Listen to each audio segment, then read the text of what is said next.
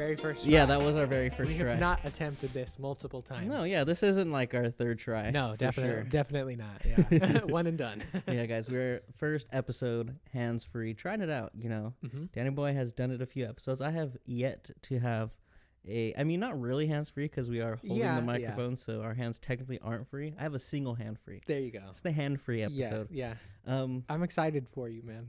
I feel comfy. Like, my back feels better already. Like, I don't feel... You're not going to get that mid-pod backache, bro. The mid-pod backache is the worst, dude. Yeah. There needs to be a company that, like, has an infomercial, like, do you do a podcast and does your back hurt in the middle of it because you sit... You may be entitled to compensation. You or a loved one may be entitled to compensation if you do not sit properly in your podcast. It's my pod back and I want it now. You or a loved one may have mesothelioma because you do not sit properly on the couch. What even is mesothelioma? I don't know. Is that the one where, like, as a dude you start like growing boobs? Like, what is that? Oh no, that's gynecomastia. That's the one I didn't when you even start know growing. about that one. That one is crazy. I don't know what triggers it, but like, yeah. You just start overdeveloping. I think it's like, I think what it is like a thing that if people take like enhancements, like there's things like a like chemical that. imbalance or something. Possibly that's Who possibly what knows? it is. Yeah, There's but bro science here. But yeah, as a man, you start growing, like your chest starts looking like a female Interesting. chest. Start having some boobies growing. So crazy, like the kind of things that can happen to the human body, bro. Yeah, like that's so wild. Your body's like, hey, I don't like this, so you know what? You're gonna have boobs now. Boobs. Yeah. God damn it. Crazy. Yeah, guys, if it's your first time tuning in, you're like, who? What the? These guys are talking about boobs. Man What boobs. is this? What the hell? Yeah, guys, this is TH4TV, where two guys get to and talk about a little bit too much TV. Just a little. But that's for you to decide. Yeah. We're just a couple guys who like talking about TV. It's true. So every week we get a couple movies or a couple shows or a couple events or a couple events or a mixture of everything. We talk about it. Yeah. Like last week we had 2 shows and 2 movies to talk about. True. This week we have 2 shows and 1 movie to talk about. More often than not, we can't help ourselves talking about like a video game here and there. Oh yeah, exactly. It always happens. Yeah.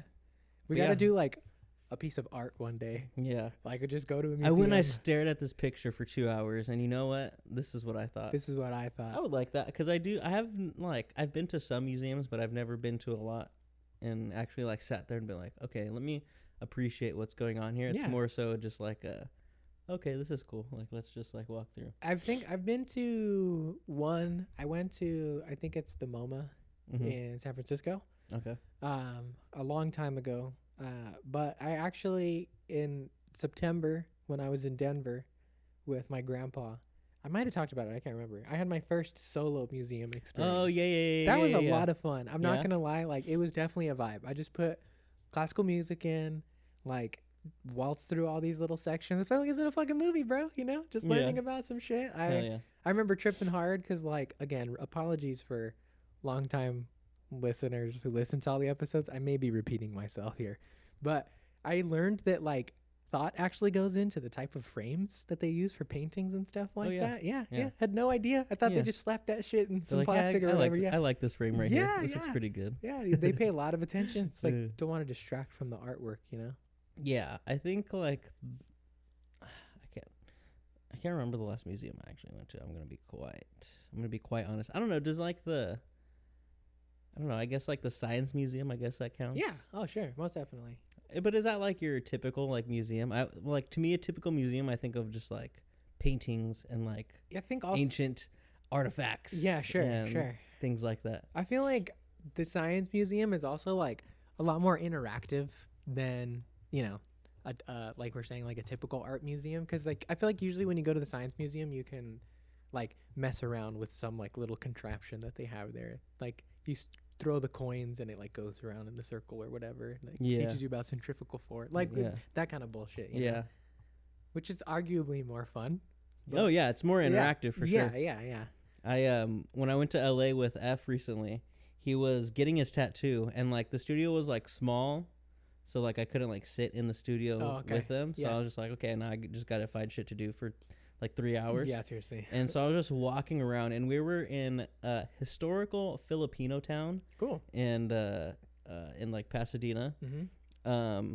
I don't know what was like historical about it. I'm gonna be quite honest. Like it seemed just like a generic, like town. not generic, but just like a general like town. Like there was a Target, yeah, and there was a Starbucks, and there was a El Pollo Loco, and there was a McDonald's. That's probably just gentrification. Yeah, exactly. I'm sure there was very nice historical things about it. I was like, fuck, what is there to do? Because I already went to Target like twice, and I was just like walking around, like walking up and down these streets, just like kind of observing my surroundings and like, let's look at these houses. Let's look at this house. Let's take it all in. But I was like, all right, let's like find something to actually like do, like to occupy my time, you know?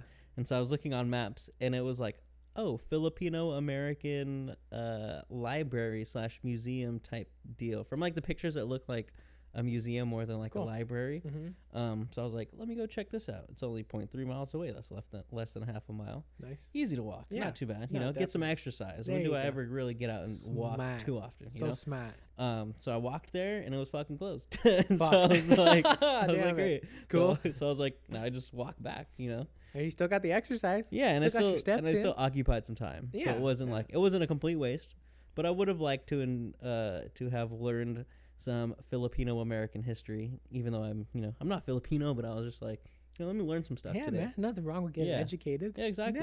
Let me educate myself. Educate, man. Yeah. Hell yeah.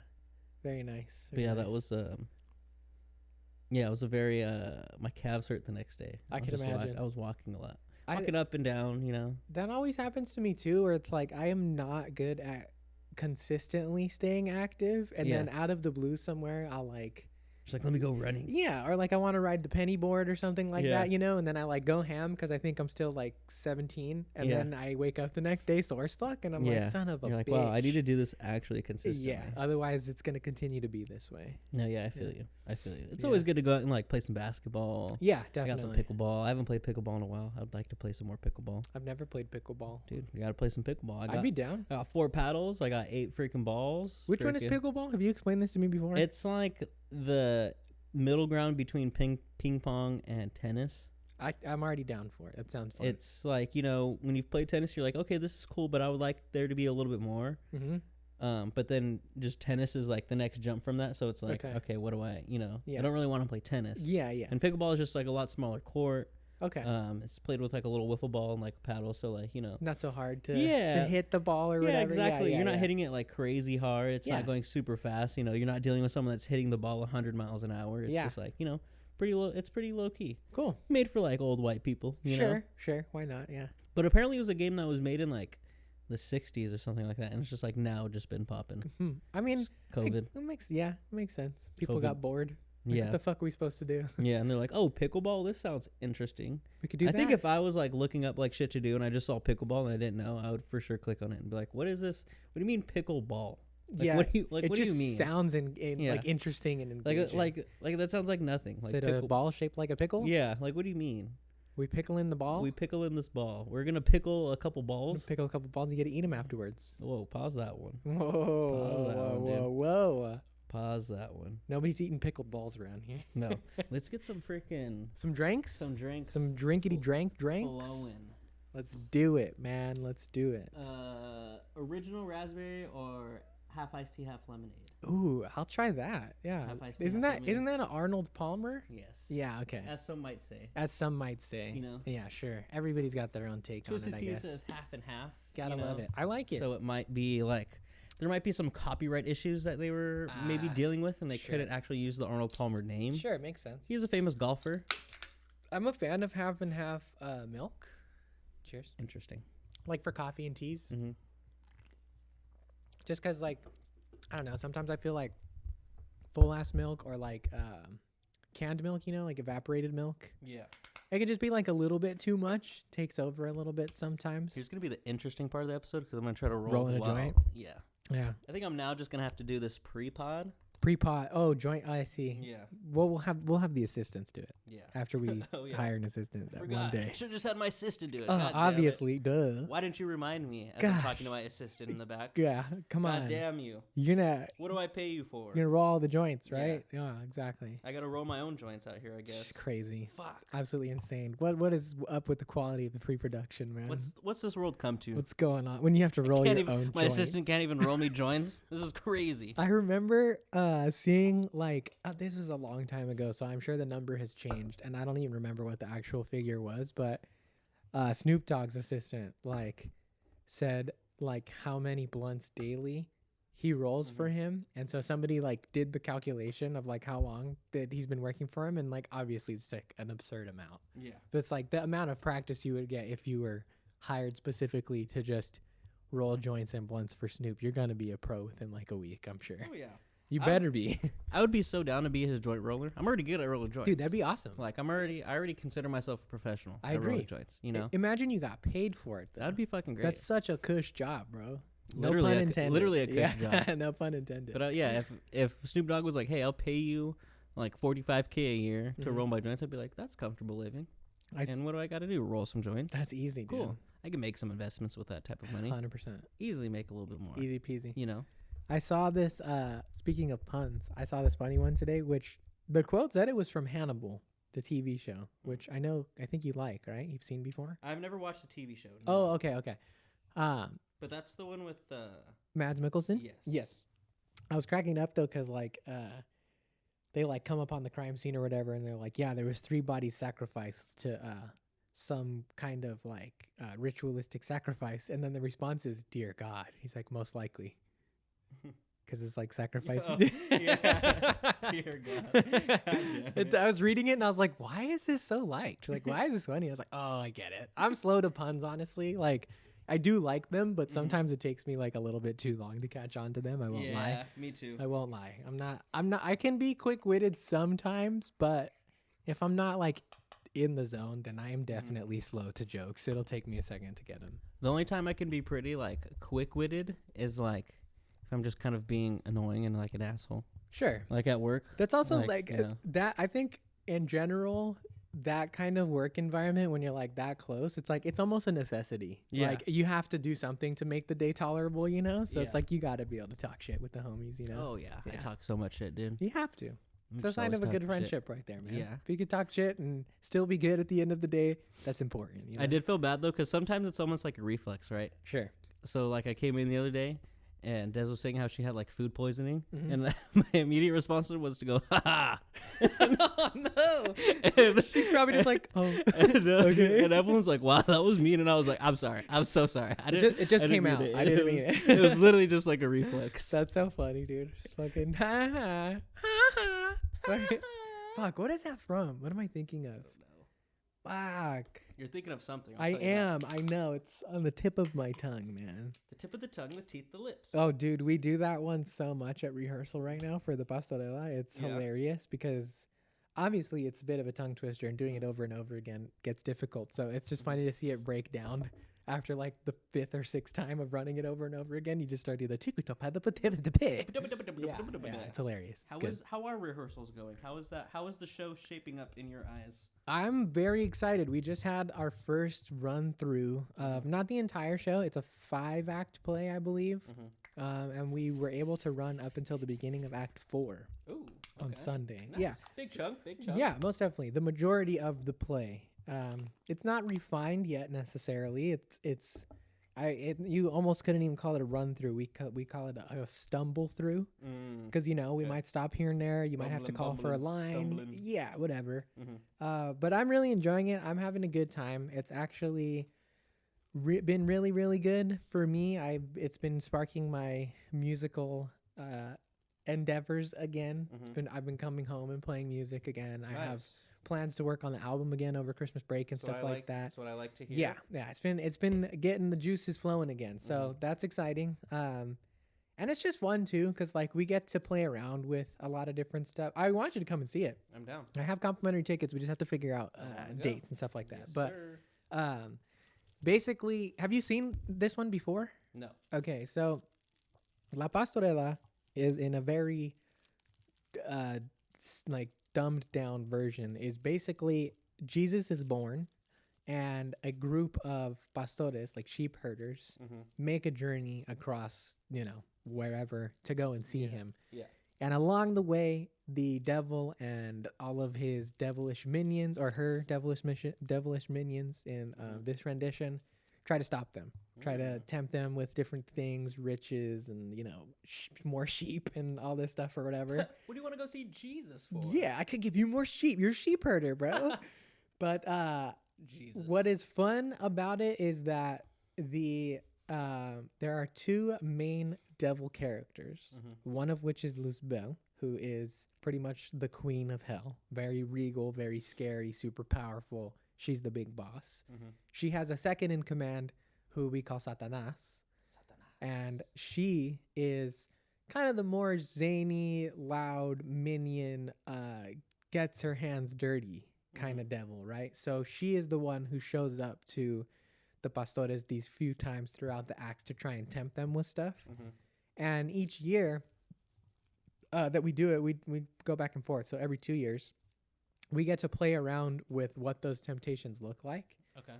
And it's really fun musically. This year, one of my favorite inclusions is I get to play the Batman 89 theme on an accordion for like a big reveal. 4 years ago, the last time we were able to do it, we did a Thanos bit because it was 2019. So like there's a bit where Satanas transforms him into sheep, and like we literally got an Infinity Gauntlet out there and we played the Avengers theme. Dang. So like we get to play around, we get to have fun, make real world references and stuff like that. So it's a lot of fun. I enjoy it quite a bit, and it's been, like I said, just nice to get back into the flow of things. My fucking hands hurt because I haven't played this much music in a long time, but it's good. Got to get the muscles remembering and stuff like that. So it's been fun. I'm having a lot of fun. Hell yeah, that's nice. Yeah. Did I hear correctly? You went to a concert recently, correct? Yes. Yeah. And you went to the Catalyst? Yeah. That was your first time. Okay. Explain this to me. You being a musician and growing up in an area very close to, I would consider, a legendary venue. Yeah, at least in our eyes. I don't know about globally, but like, in California for sure. It's a very famous venue. I've been to the Catalyst a lot. This was your first time. My first time. You're 26. This is your first time. Yep. Interesting. I'm not a big concert goer, believe it or not. I'm sure that is weirdly counterintuitive considering like how much I do love music. But I also don't love crowds. So they are a hard balance for me. I did really, really, really enjoy this venue though, because the last concert that I went to before this was Omar Apollo, and it was at like a much bigger, not full stadium, but a bigger venue in San Jose. And so it was a lot of people, and it was very crowded, and I do like some of Omar Apollo's songs, but I'm not like the biggest fan of his. So it was not a great experience for me. I enjoyed spending the time with my family that I did, because like me and all of my cousins who grew up here in San Juan went together. So that was fun. But I very much more enjoyed this experience because it is a lot more intimate. Yeah, and like as legendary as it is, as we're saying, it's like a bit of a smaller venue. It still seats, I would say, like probably a couple hundred people at least, right? But it is smaller. Any seat or any place in the house that you're in, you're gonna have a good view of the band, I would say. So I liked it. I had a good time. I also, this shirt is actually the opening band, Busman's Holiday. Nice. Really, really liked them. Me and Buddy got to meet them after the show was over. They were hanging about. Yeah, and we got to say what's up to them. We saw Duran Jones and the Indications, who I was a fan of. But again, I like the openers more. I think Duran Jones and them are like at that stage where they're like so good at what they do that they basically just jam up there for like 2 hours straight, Yeah. Which is fun. I'm not going to go so far as to say that like I didn't enjoy my time watching them, but it was just nicer to have single catchy, memorable songs hit one after the other with that opening band, if that makes sense. Oh yeah. And it's always nice when it's someone you don't know and you're like, wow, what is this? Like, this is the vibe. This is so great. Yep. Yeah, definitely. Hell yeah. Yeah. That's good, dude. I love the Catalyst. I've been there. A good majority of the concerts I've been to have been at the Catalyst. Okay. So you're a veteran there then. Yeah. I saw YG at the Catalyst. Okay. I saw Russ at the Catalyst. Isaiah Rashad at the Catalyst. Janae Aiko at the Catalyst. Oh, damn. And Willow Smith actually opened up first, so I saw Willow Smith at the Catalyst. Hell yeah. Larry June at the Catalyst. Cool. When the Hold Up was popping, like when we were younger, I saw the Hold Up at the Catalyst a couple times. Very cool. So yeah, dude, I love the I'm pretty similar to you. Like I'm not like I don't like crowds all too much, so I don't like the bigger venues. Like going to the Shoreline, I'm pretty cool off of going to the Shoreline. I've been there a couple times. I don't really need to go back. Yeah. Unless I'm like getting tickets that are like in the actual seats. That I like not on the lawn, you know. Like the I've lawn's never been cool. To the lawn. Yeah. The lawn's, I think the lawn's cool to experience if you've never experienced it before. But I think it's, I don't know, it's just not my vibe. Just a lot of fucked up drunk people around, you know, and it's just like, you know, I like going to experience the music, right? Like most definitely. I love that shit. Yeah. I love listening to music at home, but experiencing it live is like totally different. Totally different. You get to feel the music, dude. Exactly. Yeah. So I like smaller venues like that. I did go and see Earl Sweatshirt at the Regency Ballroom. Oh yeah, that's right. And it's not like a super small venue. It's pretty big. Definitely bigger than the Catalyst, but it is like a Catalyst type venue where it is smaller, intimate. Like seats aren't as like any seat is like a good seat. Like we weren't like super close. On the floor, you know, we were a little bit further away, but it was still like fucking you still awesome. See them, man. Oh my god, it was like hell yeah. It was such a great concert, dude. It was hell like I had like I've been trying to be better at, you know, because they always say like, oh, like how do you know you're in the good moments, right? Like, you know, you don't know the good moments till they're gone, you know. So I've it's really, an Andy quote, bro. Yeah, so I've really been trying to figure out.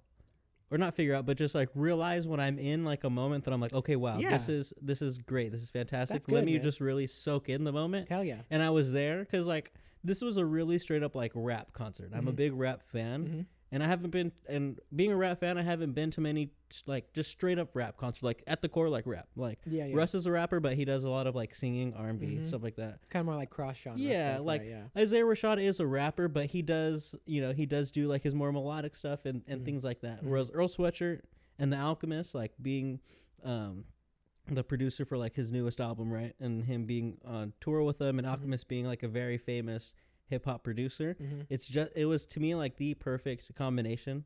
Because Earl Sweatshirt is like your favorite rapper's favorite rapper. Like he may not be the biggest, but when you ask like your favorite rapper, who's your favorite rapper? He's one of those deep cuts. He's one of those ones that is probably going to come up because he's just so good. Yeah. And The Alchemist again is like your favorite producer's favorite producer. Like he's just legendary. He has so many hits and he's just so fucking good. Cool. And just being there. I remember just being in the crowd and being like, holy shit! Like experiencing what's going on and being like, wow, like. This is amazing. Like I was almost bringing a tear to my eye because I was like, "This is like so beautiful." Like the beats are crazy, and very like soulful, like samples and stuff like that, which I really prefer. Like I like the really the there's just a lot of feeling in like those soul samples that makes you feel exactly. So, and it was just fuck, dude. It was great. It was just such a great experience. The DJ before Black Noise was pretty cool. I don't know if he was like feeling out the crowd too crazy because like he was putting on some songs where we were just like, all right, I'm not like vibing with. I was like, I'm vibing with it, but I don't know you're not at that good level. But I don't know if like the good majority of people are here are vibing with it. You know, like you look around the crowd and you can see like the demographic that you're in. Yeah, or just like the type of like you can see the type of music fans that they are, right? Yeah, like it's weird enough by the way people dress, you can see you can kind of almost tell the type of music fan that they are, like the type of music that they vibe with, right? Yeah. And there's sometimes they would throw on like Drake songs, right? I love Drake, but a good majority of the people going to see The Alchemist and Earl Sweatshirt probably aren't listening to Drake in their daily life. You know? I feel like that's like a hard thing to do when you're a DJ because it's not that. Well, I mean, technically anybody could come up with a set, right? Like you can do that on Spotify if you really want to. But the real like test of being a DJ is, like you said, is being able to read the crowd and figure out what is gonna hit for everybody or the most people or something like that. That shit's hard, bro. Yeah, but then The Alchemist came out and like he's a veteran. Like I said, he knows how to work the crowd, knows how to work that shit. And I mean, he has just a crazy catalog of hits. Like he's worked with the biggest rappers in the game. Like he's worked with Mac Miller. He's worked with freaking 50 Cent. He's worked with the Locks. He's worked with all these freaking rappers. So he has a very deep catalog. And fuck, dude, he was just like, oh. Like, you want to hear the best song ever? Like, here you go. It's my song. No, and then he's like, oh, you want to hear another, like, one of the best songs ever? Like, also mine. And I was just like tripping. I was like, damn, this dude is just that's crazy. Fucking crazy. But yeah, it was great. It was a great fucking concert. Also got this shirt at the concert, too. Oh, very nice. Yeah. I like the color a lot. I'm a fan of brown. I like brown. It's like a concert time in general right now because my sister just got back from Flogna. I saw that. Yeah. She looked like she had a great time. I was super proud of her. She did, like, not 100% solo, but like a mostly solo experience. Interesting. At a festival too. Yeah, she had people that she knew who were going there, and she also went with one of our close friends that we've known forever. But you know, at certain times they were on different vibes. So she like went to some of the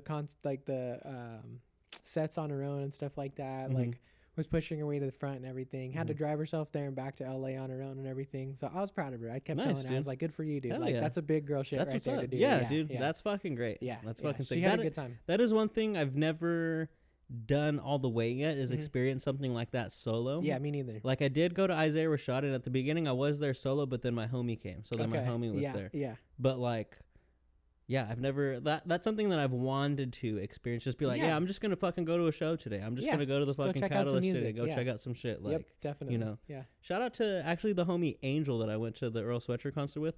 He is a fucking concert veteran, bro. Oh yeah. That fool. By the time this episode's come out, he's been to 103 shows in his life. Damn, that's crazy. So he knows. That's crazy. And like, he's on that type of time. And he's cool. fucking. He's a cool ass fucking dude. Shout out to Angel. Shout out. Man. He also has a podcast called Phantom Nekos, so go and check that out. They talk about anime and all that shit. So if you're into anime, hell yeah, go and check that shit out. I'm gonna have to check that out. Go check it out, hell dude. Yeah. It's fucking dope. Him and his co-host Audrey. I don't think they've done it in a while. Okay. But there's like a good I think 40 to 50 episodes. Nice. So nice little backlog to go check out. They have a nice little backlog, so go check him out. But yeah, he is like the homie. He knows like what's up with like the concerts and stuff like that. He's been to the Regency a few times. He's like, oh yeah, I'm gonna go here, I'm gonna go there, and I was like, dang dude, you know what's up. Like shout out to you, bro. He's the guy. I do want to. I'm probably not gonna hit, because I was talking to Buddy about this, and like probably not gonna hit any more than like 3 to 5 a year, but I would like to try and go to concerts more consistently, because every single time the same thing happens to me. I go and I see live music and I'm like, this is fun, but I would rather be up there. Yeah. And it just like sparks it for me, and I'm like, fuck, let's go work so that I can get up there. Hell yeah. So like I just need to keep it in my life a little bit more, just to like keep that like inspiration, and like even, you know, I'll be a little brash here and say competition, you know? Oh yeah. Because there's sometimes when I go and I'm like, I could play that, bro. Yeah, hell yeah. Like, I could do that. That's good, and you should like that. That is like, I think it's good to have that sort of drive. Yeah, just a little bit of spark. Exactly. You know? Yeah, that doesn't have to be like hardcore. I'm not trying to be better than anybody, but it's like, I'm not trying to be all jaded, but you're just like, no, I see it and I'm like, I could do this. Like I have confidence that I could, you know. So I think it'll. I think you could. I've seen you do it. I've seen you you. Have. That's true. You have. So I believe what he's saying is 100% true. He's not falsifying statements out here. I don't like to do that, man. I like to speak the truth. But yeah, I had a good time. It was fun, and I want to try to go to more. I think the main thing for me is it's like I never actively search out concerts. It's always like somebody else in my family or like friend or group who's like, hey, I'm going to go to this concert. Do you want to go? And I'm like, okay, yeah, that sounds fun. So I think that's really the thing that I need to tap into, is it's like, yeah, it's really just be looking up who's playing when. Yeah, because then I can actually go see somebody that I want to see, rather than like, you know, I hope I can hear some cool new music or something, which is also a good experience. Don't get me wrong. But I feel like it'd be on a different level if I went to go watch somebody that I really wanted to watch. Oh, yeah. And getting like, I remember, because Isaiah Rashad is for sure one of my favorite rappers. He's like number one or number two favorite rappers for sure. And I remember I got meet and greet tickets to go and see him. And I was literally just like looking, because I think he announced his tour. I was like, all right, where's this fool playing? I was like, fuck, Santa Cruz. I was like, damn, at the Catalyst. And I looked, and the meet and greet tickets were hella cheap. I think they were under like $100. Oh, damn. And I was like, fuck yeah. Because I think at the time when he was touring, this was like I think it's his second album. So there's a thing with artists, right, where they put out a body of music and it's not technically an album, but then they put out their debut album. So it was something like that. Yeah. The album Super Fire, like that was like all I played like in college was like the Sun's Tirade. Like I was playing that shit all the fucking time. So yeah, I got tickets hella cheap to go meet him, and I was like the first one to fucking meet him, and I was like, damn, this is fucking crazy. I was like, hey dude, you're fucking awesome. I was like, I fucking love you, bro. Yeah. This is fucking great. And he was like, hey man, I appreciate it. And yeah, like, man. Yeah. I still have a picture on my phone. I was like, hella happy. I was tripping. Fuck yeah, that's cool. I was tripping on the way home. I had fucking school. I had school the next day too. Hella got my backpack stolen that night. Oh, but in the moment driving home, I was tripping. I was like, "Holy fuck! I just fucking met this fool. Dude, that's holy cool shit!" yeah. I was like all sweaty and shit after fucking driving. I would say the best thing when you're driving home from a concert is because when you get hella sweaty and you're all hot, and then you're driving home and like the cool air is like hitting you. Yeah. Oh, that shit's fucking great. Yeah. Now that was definitely one of the things that because you know, it was a date night for me and Buddy, so I was a little more dressed up. I had like a sweater on and like a undershirt underneath, and then I had a jacket. And damn, I fucked up. So you were layered, yeah. Oh yeah, I had to take that jacket off halfway through, tie it around my waist. Even still, my sweater was fucking burning me up, but like I wasn't trying to take that off. So like, again, those are the weird little things that like I know are part of concert experiences, no matter where you go. You know? Yeah.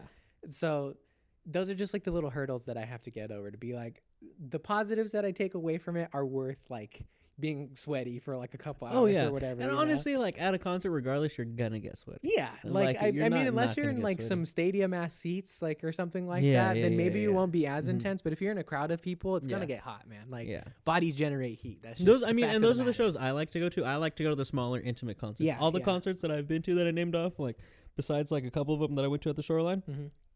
They were all at smaller venues. I saw fucking all those people at fucking the Catalyst. I saw Jack Harlow in, I believe it was San Francisco at this like super small venue. It was like the venue was literally like outside. There was like a stage like outside, and it was like super small. Met him. He just put out a new song, I think, right? Yeah, I have not listened to it yet. I haven't either. I just saw the music video on YouTube. Yeah. But I actually dapped him up while he was performing. Hell yeah. That was fucking awesome. Cool. Because he's another one of my favorite rappers too. Especially at the time, I was like, oh, this is my guy right here. Yeah. And I was like, he was playing like one of my favorite songs, so I was fucking singing it, obviously. Yeah. And he like noticed, and he's like, yeah, man. And he fucking like dapped me up. I was like, damn, this is fucking cool. Yeah, that's good shit. Like, this dude just got your vibe. Yeah, saw me in the middle of the song. Yeah. And was like, hey, I fuck with this fool's vibe right here. I'm gonna dap him up because what else am I gonna do? And that's I was cool like, shit. I happen to be that guy, and I was down. That's cool. I saw Freddie Gibbs at Freddie Gibbs and The Alchemist actually. So second time seeing The Alchemist. Cool. I saw him at 1015 Folsom, which is like again like another Catalyst type venue, like a little bit newer. Okay. Like it's definitely more like that club type, I feel. Sure, and Catalyst has those nights too, where it's like more of like a club than like an actual like place. Can transform. Yeah, exactly. Yeah. So it was more like that. Saw fucking Earl Sweatshirt at the Regency, which is not super big, but not super small. Yeah. I saw the Flatbush Zombies at the Warfield, who I'm actually gonna go see again. Oh yeah, that's right. This week. So by the time this comes out, I would have already have seen them. Okay. Yeah. Which I probably had a fucking great time. Probably had the best fucking time. Future Ryan. The day after is not great. I'm already like the day after is not gonna be great. So that the day of the concert, I work 8 to 2. Okay. So 8 in the morning to 2 because I need my hours. Went to LA. Yeah. Spent a cool amount of money. Yep. Had requested the days off for the concert, and I was like, actually, I need to work. Yeah. Make some of that back. Yeah. So I worked that day, 8 to 2. The concert starts at 8 that night, so I have a little bit of time, like eat in between. Yeah. And then I'll drive to San Carlos, meet up with the homie Mitchell, and then my homie Nico, and then like the other people that are going to the concert. Okay. Go to the concert. Probably not going to get home till like 1:30, 2. Sure, at the earliest. We have a meeting the next day at 6 in the morning. Ooh. Yeah, so I got to come back. I got to take a nap and then go hop back to the concert. Yeah. Or not go to the concert, go to the meeting and then work after that. So that'll be interesting. I'll definitely be caffeinated for sure. Oh yeah, absolutely. You're going to have to be, man. Yeah. I'm just still deciding if it's going to be like a coffee or like an energy drink. I feel like I have mostly stepped away from coffee at this point. Have you? Yeah, I not caffeine. No, don't get it twisted. No, I know. No. But for the most part, I don't really drink coffee anymore, just because of the number it does on my stomach. Okay. Like energy I feel drinks. like normally it's like the other way around. I feel like normally people are like, oh, I'm cool off of energy drinks. Oh yeah, most definitely. Mm-hmm. Yeah, but yeah, I don't know. Energy drinks just are lighter. And then the other thing too that I have been doing at home when I need to like work on editing a video for work, or I'm trying to practice something for this even recently or whatever, is I've been really enjoying caffeinated teas, bro. Okay. So you take some English breakfast tea, you put some honey in the bottom of your mug, throw it in there. Again, I like half and half. And you sprinkle a little bit of cinnamon on top. That shit's bomb. Tastes delicious. It's really good. You hear that shit? Yeah, the buzzing. I hear The buzzing. The buzzing of the bees. The buzzing of the bees. The buzzing of the bees and the bees and the bees. It's the bees. The bees. What's that movie? I don't know.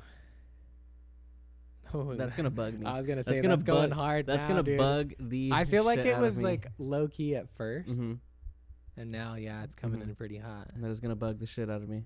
What is it? I hope it's not that, because I don't want to jiggle that guy. Obviously, last time I think we got away with just giving this a little wiggle.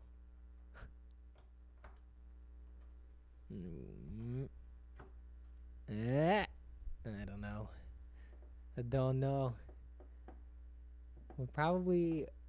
We're not grounded somewhere, man. That's crispy. Sometimes it does. Sometimes it. Yeah, technical difficulties. The Sorry if buzzing. you guys heard the buzzing, but that was annoying. But fucking shit. it's back. As soon as we started recording again. What is it? I need to know what the buzzing is. I don't know. Oh, there you go. I think it is the cable. Yeah, it might be my mic cable. Yeah. Well, just I might have picked the wrong mic cable. Give her a little today. wiggle. Give her a little wiggle. Wiggle, once in a wiggle. while. Wiggle, wiggle, wiggle, wiggle, wiggle. Were you? Yeah. Wiggle, wiggle, wiggle, wiggle, wiggle. Yeah. What song is that? That's an LMFAO song. I forget what it is. Yeah, that's right. Okay, yeah. It's so funny. I was talking about because I talked about San Carlos going to my homie's Mitchell's house before the freaking concert. We watched like a YouTube video of like the downfall of like LMFAO. Oh wow! Okay. And it was pretty fucking crazy. Like they had some crazy fallout. They had a crazy like falling out over like probably over like I forget if it was like publishing or like something like that. Falling out over like some kind of music, some crazy shit. Stuff, I'm sure. Yeah, I think one dude they were.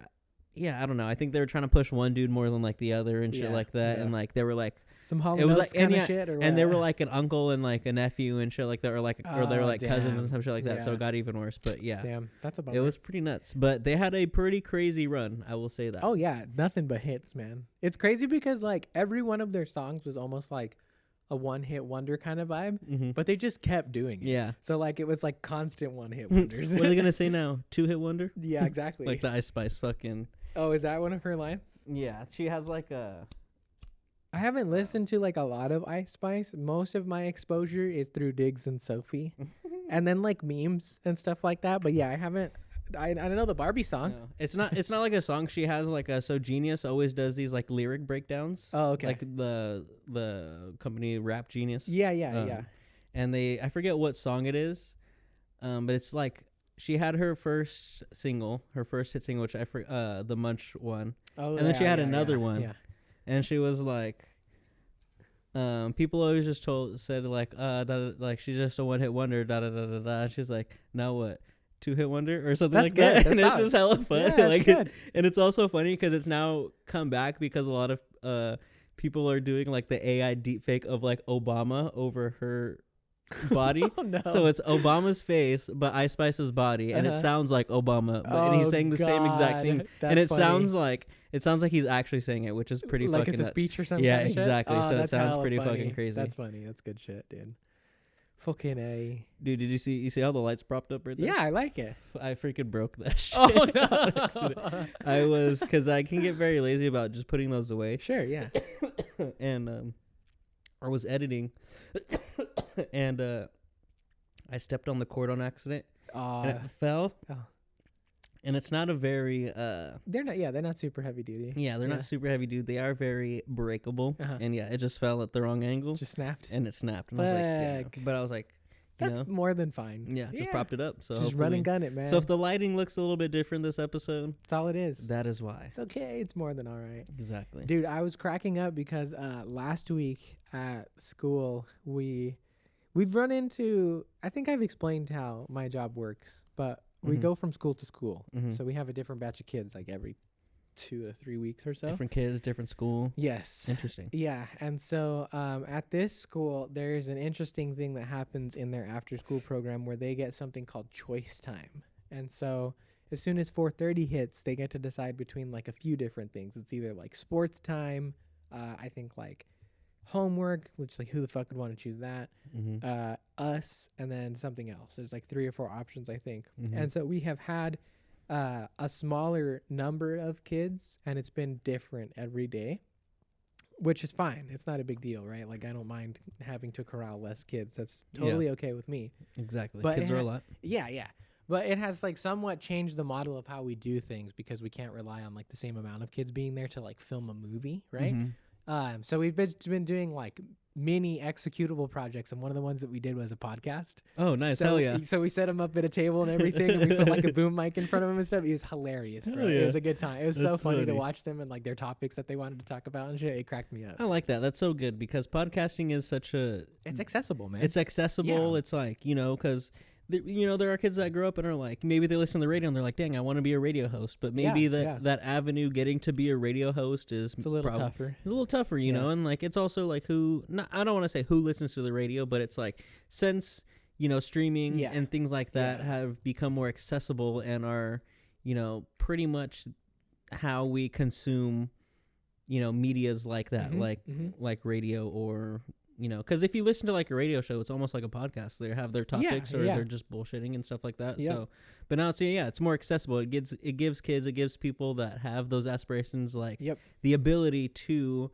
exercise and do something like that, man, without like fucking being like, oh, I gotta go to school, and you can still still go to school and stuff and do it, do that for it, but like you can still do this on the side and be like, you can do it on your own. Okay, and then when you get to the point of like actually being on the radio show, you got some experience. You have some experience. You understand how to conduct yourself. Probably understand how to keep a conversation going, and things like that. So it's definitely that's cool. That's good. That was another reason why we talked about doing it, is because it's like I think just having to sit and talk with a peer is like something that doesn't really happen, I would say, as consistently, like even compared to like for one, from when we were kids, but probably even further back when like our parents were kids and stuff, right? When they didn't have shit to do but talk to each other. Yeah, you can't when our parents were kids, they couldn't sit there with their friends and be on their phone. No, and shit like that wasn't a thing. So it's cool, and it was funny to see. We did a few. One of them did like we had two of them on there as co-hosts to talk about Fortnite. Oh, and so they talked about like the OG map coming back and stuff like that. That shit's been fun as fuck. Yeah, so they were vibing on that. They did like a goofy one about Christmas. They just like talked about Christmas coming up and all that shit.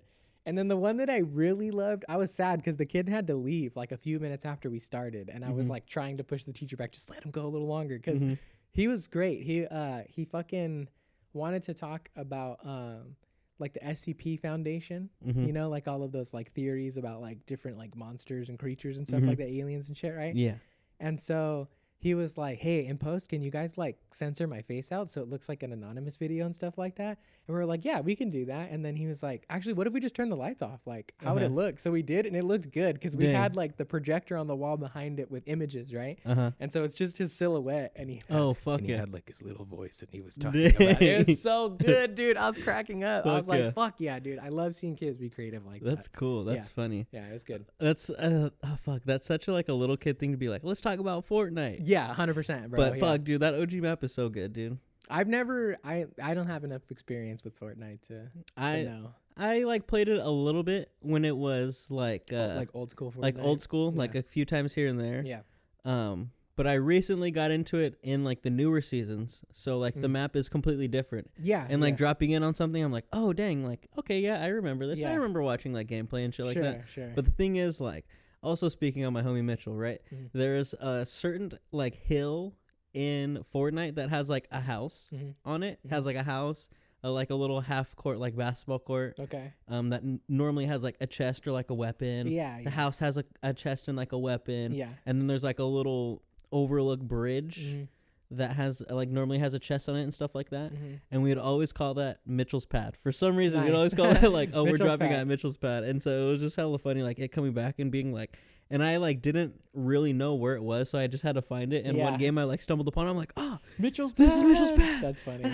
And so I just land there like all the time. But yeah, it's good, dude. It's fun. It's hella fun. It looks fun, and I will say that like the main reason why I was turned off to it in the beginning is like, I mean, it's still in the game, but you don't have to play it that way. It's like I just couldn't handle building. Building and fighting was just seemed impossible to me without like hours and hours of practice. So like I gave up on it pretty quickly, but like they've introduced the no build mode and stuff like that. So. I strictly play the no build. I could imagine. It's very fun. Yeah, I will say it's very fun. And when I'm the same way. Like I couldn't. That's a skill gap that I cannot close for sure. No, like I would have to dedicate the amount of time that I did back when I was a teenager playing Call of Duty to like figure out how to do that now, and I just don't want to do that anymore. And you also got to play against people that play like keyboard and mouse, so they can bind shit to different shit. So it's way easier for them to maneuver versus like a controller. You're very limited on what you can do and stuff like that. I don't have the brain capacity to. It's still hard for me to figure out cycling forward and backward through my fucking 5 inventory slots. You know, I still get confused and like flustered in a fight. I'm like, oh fuck, which way do I? You know, yeah, definitely, yeah. That was a big thing for me when I started playing Apex, because like obviously it's free to play, so I downloaded it on the PlayStation and I also got it on my PC or my laptop, and obviously there's a lot of benefits that come with being able to play on mouse and keys, but like I just never grew up playing that way, so trying to get used to aiming with a mouse was just ridiculous. Like I wasn't having fun. Like I was like, fuck it, I'm just gonna reconfigure some stuff on my controller so that I might have at least a little bit closer to like, you know, being able to function everything, and I can actually aim now and I can have fun and play. Like in control you have aim assist too, so that's true. That helps a lot. But if I didn't have aim assist, oh my god, I wouldn't play shooter games. Dude, that's just that'd be so bad. I don't understand. I mean, I do, right? It's like you have to have just spent the time playing it, right? I'm sure if you just put the hours in, you would learn and stuff. Because like I watched all kinds of videos. I downloaded like a free aimbot thing on Steam, or not aimbot, sorry. What do they call it? Wilbur, are you cheating? I know. You got aimbot, bro. Hacking, bro. What do they call it? I think is it Aim Lab? Is that what it is? I have no clue. They have this thing that I downloaded on Steam, and there's like multiple of them. I just got the free version, but basically, you go in and it's super generic graphics. Doesn't look like anything. It's very blocky, but you can import settings from the games on your PC, and it gives you training stuff. So it'll pop a bunch of targets up and it like tests your twitch reaction, or like, you know, your long distance aiming and stuff like that or whatever. And like I can see how it's helpful, but like again, I as much as I do enjoy competitive gaming in like shorter bursts, I can't do it for as long as I used to. I'm not gonna sit there and train, man. Like I'm past that at this point. Like I don't want to have to practice to like have fun in a game. No, you know, you like, just want to play. No, yeah, that's just too much for me. Like I'm not gonna do it. So yeah, sorry, PC. You're better than me, but you know I don't care. I have enough fun on a controller. It's fine. Yeah. There you go. Just hold her nice and tight. Oh, it's so sad. But yeah, I like Apex. I've been liking Fortnite, the no builds. Call of Duty's cool. I'm just always a Call of Duty head, so I'm always down for some Call of Duty. It's probably where I've logged. The only thing that comes, well, I don't know. They might be pretty even, because I did play a lot of Halo too when I was a kid. I played a lot of Reach. Like I spent a ridiculous amount of time in Halo Reach. I did not. The only time I played Halo was when my cousin from Texas would come to California. Okay. And he would always bring his Xbox, and he had Halo. So I'm familiar with the campaigns because we would co-op the campaigns. The campaigns are so good. They're so fucking good, dude. Some of the best. So classic.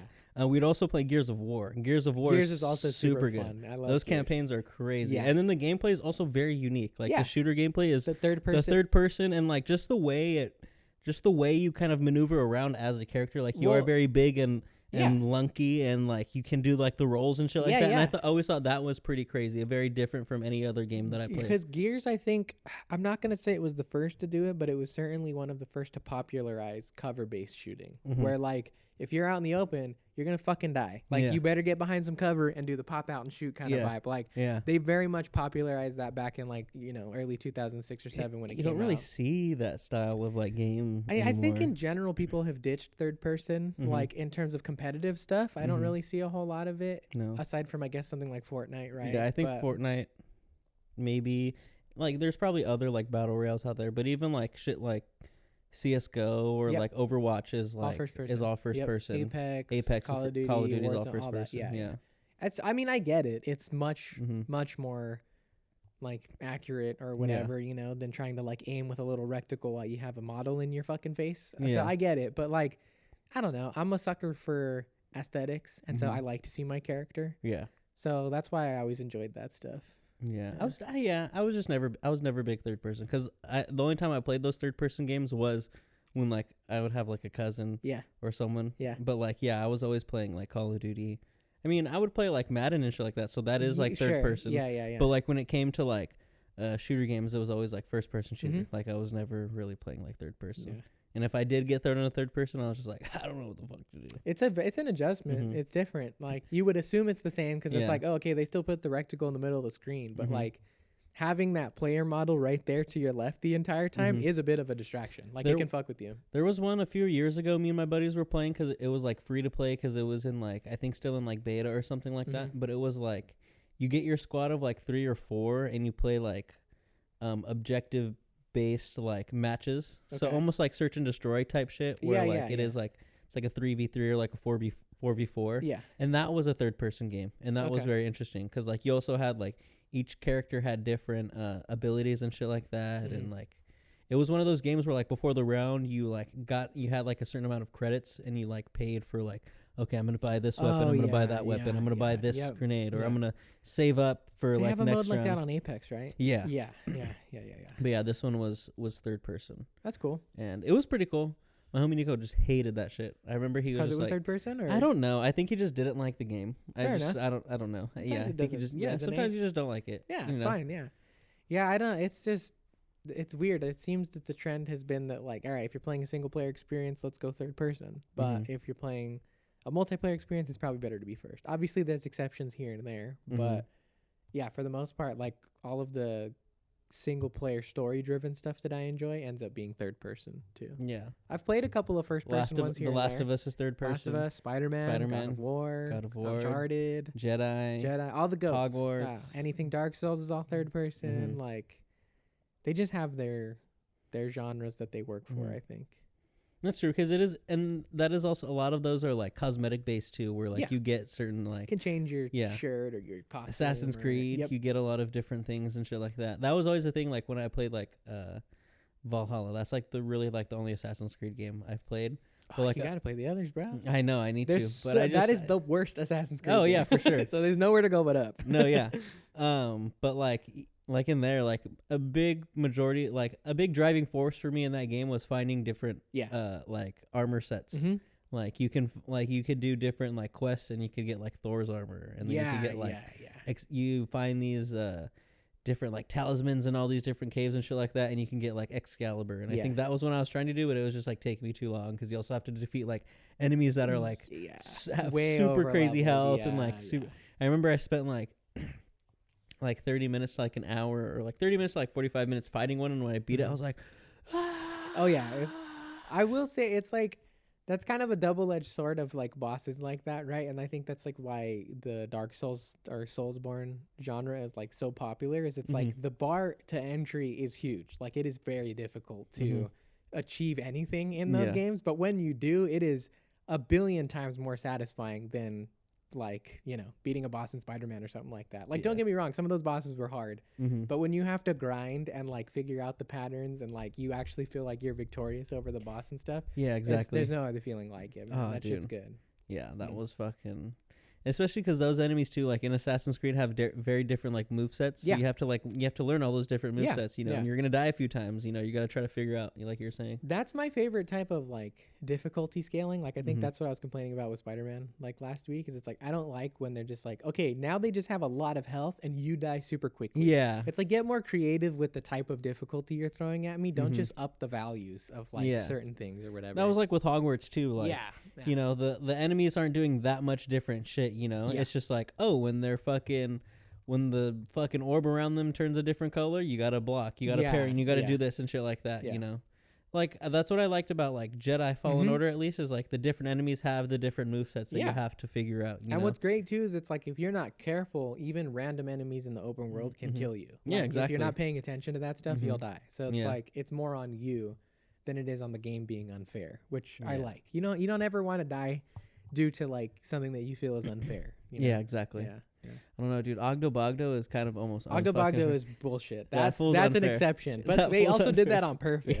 They were like, "Oh, you thought that was bullshit in the last game? Let's fucking make it even worse." It was it's bullshit in the first game though because it's like you get to that you get to that first planet. I forgot what planet it is that you get to first. I think it's Bogano. Yeah. And like it's very easy to just stumble upon him. Yeah. And you don't have any skills yet. No. In the game, because it's like literally like the second mission that you do, and you just stumble upon him and you just start dying. You're like, what the fuck? You know. It was more satisfying in that game though, because I am a fan of that like idea in a game where it's like, okay, let's throw you up against something that you are more than certainly not ready for in the beginning of the game. And if you want, you can grind it out and you can win. There's a slim chance of winning.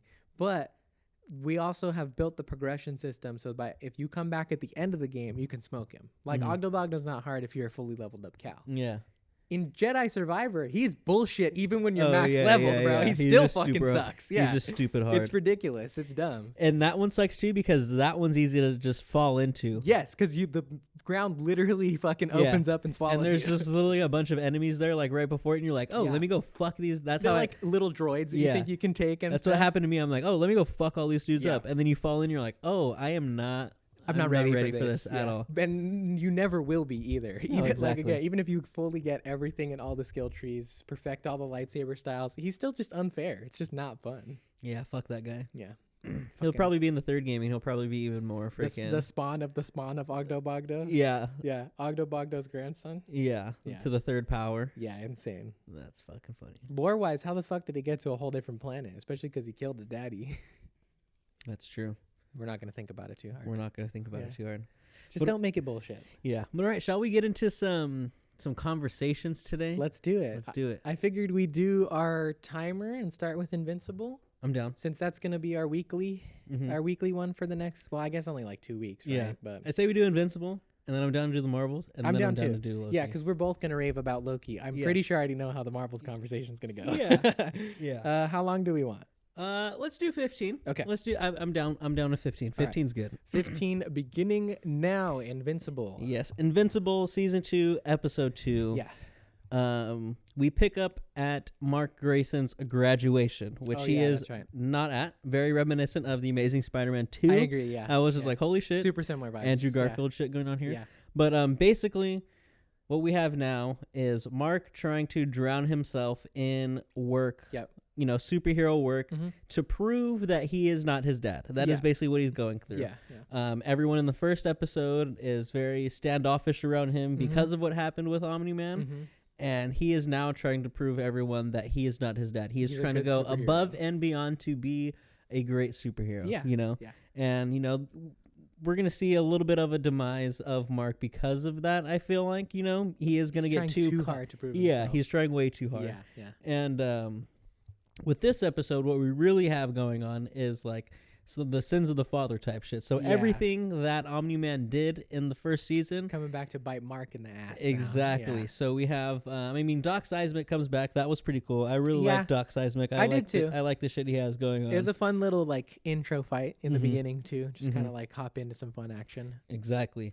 But we have, I believe first we have Darkwing, right? The new Darkwing. Yeah, so we have the new Darkwing. He was the assistant. Yeah, the assistant. He does not like being called the sidekick. Yeah, he's not being called the sidekick. He has taken up the mantle of Darkwing in Midnight City, which is a city that is cursed by the Midnight Magician. I love it. Since 02. Yeah, exactly. It's kind of crazy considering it is present day. That shit's just been locked up for fucking 20 years. Yeah, and they just don't know what to do. Okay, They're like, we can't fix this. Yeah. But yeah, Mark goes and stumbles upon him, basically killing everyone. Yeah, killing criminals. And this Darkwing has just gone off the rails. He's pretty psycho at this point. Yeah. As I'm sure would happen if you spend too much time in a cursed city. Exactly. So, don't do it. And, if the person that you look up to just got murdered all of a sudden, you'd probably go a little crazy. Yeah, for sure. Yeah. But yeah, you see he tries to fight Mark and tries to trap him in the Shadowverse is what he calls it. That was cool. Yeah, I thought that was pretty dope. That was a little interesting. I didn't know what to compare it to, so it was pretty was pretty unique to me. But yeah, I thought it was pretty fucking interesting. I was interested in whether or not the Shadowverse has negative shadowy, if you will, effects on the people in the Shadowverse, or if Mark just kind of had a dark moment because he very much stops for a second and is like, if you don't listen to what I'm doing, I'm telling you right now, I fucking will be Omni-Man's son, motherfucker. Watch out, bro. I like that shit, dude. I thought that was you really see how far he's like trying to go to, like, you know, to prove that he's not or whatever. Yeah. But I did question that, because when he came out of it, he almost seemed to be like coming out of a haze a little bit. And again, like his motivations right now are very much like, I'm trying to go away from that. It seemed odd that he was like, I want to solve this problem quickly. Fuck you. I will go dark for a second. So yeah, I'm not sure if it'll play into stuff later or not. We'll see.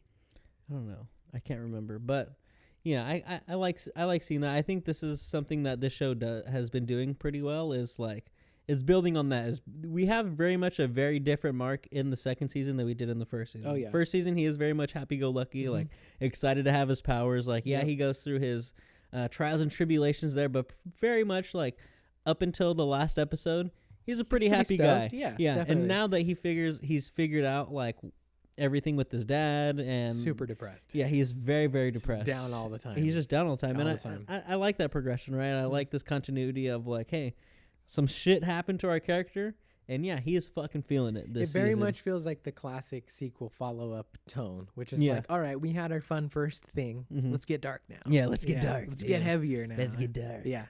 But after his encounter with the Darkwing imposter. Yeah. He now has to deal with freaking it's not Atlantis, but I'm just gonna say Atlantis. Yeah, he has to deal with the Atlantean people because in the previous season, fucking Omni-Man murdered him. He murdered their king. And so Cecil's basically like, yeah, dude, you gotta go down there and they're probably gonna have you marry the freaking the queen or something. And Mark's like, hey, man, I have a fucking girlfriend. I can't do that. And he's just like, hey, kid. Like, yeah. He's like, you just got to go along with it, you know. Go marry. He's like, I won't have to, yeah. Right? Yeah. He's like, good luck, kid. Bye. Yeah. Kind of leaves him on his own. That's hella funny. I wonder if that was like a dig at like not a dig, but like a call to like the deep in freaking The Boys. Because he is very much like, has relations with, freaking aquatic creatures. Oh yeah, that's right. Well, I mean, that's also just been a long time Aquaman joke as well, which is I think like where the deep one comes from, right? Except he actually does it. I thought that was fun. I think that's probably my favorite part of this episode. The rest of it I found fine. I'm still in the same boat as I was last week. I'm not gonna lie. Like I am just not super wowed by anything this season so far. Like I'm still waiting for that moment of like, oh fuck yeah, Invincible's back. And like I feel like I haven't really had that yet. Which again is fine because it's not like it's bad. Like it's still good. It's just not like peak. Yeah, it hasn't hit like like you're saying. Like it hasn't found its stride yet. Yeah, I was thinking that today too because I watched that episode and I was like, okay, like this is really good. I like what they're setting up. I like what Mark's going through. Yeah. I like, the subplot stuff with like Adam Eve and what she's going through and dealing with the stuff with her parents. Her dad's a fucking dick. The worst. The worst fucking person. Literally the most insecure person on the fucking planet. Seriously. Stupid man pride, bro. So dumb. Yeah, so I like all that shit that's going on. The stuff with Mark and Amber is also really cool. I like that dynamic. I'm interested to see where that's gonna go because obviously he's still got some. There's some Adam Eve stuff still there. Well, I mean they're gonna end up together. Yeah, exactly. No, wait, they're not. They have a child together at one point in the comic books. Spoilers. Sorry for people who haven't. But we're a spoiler.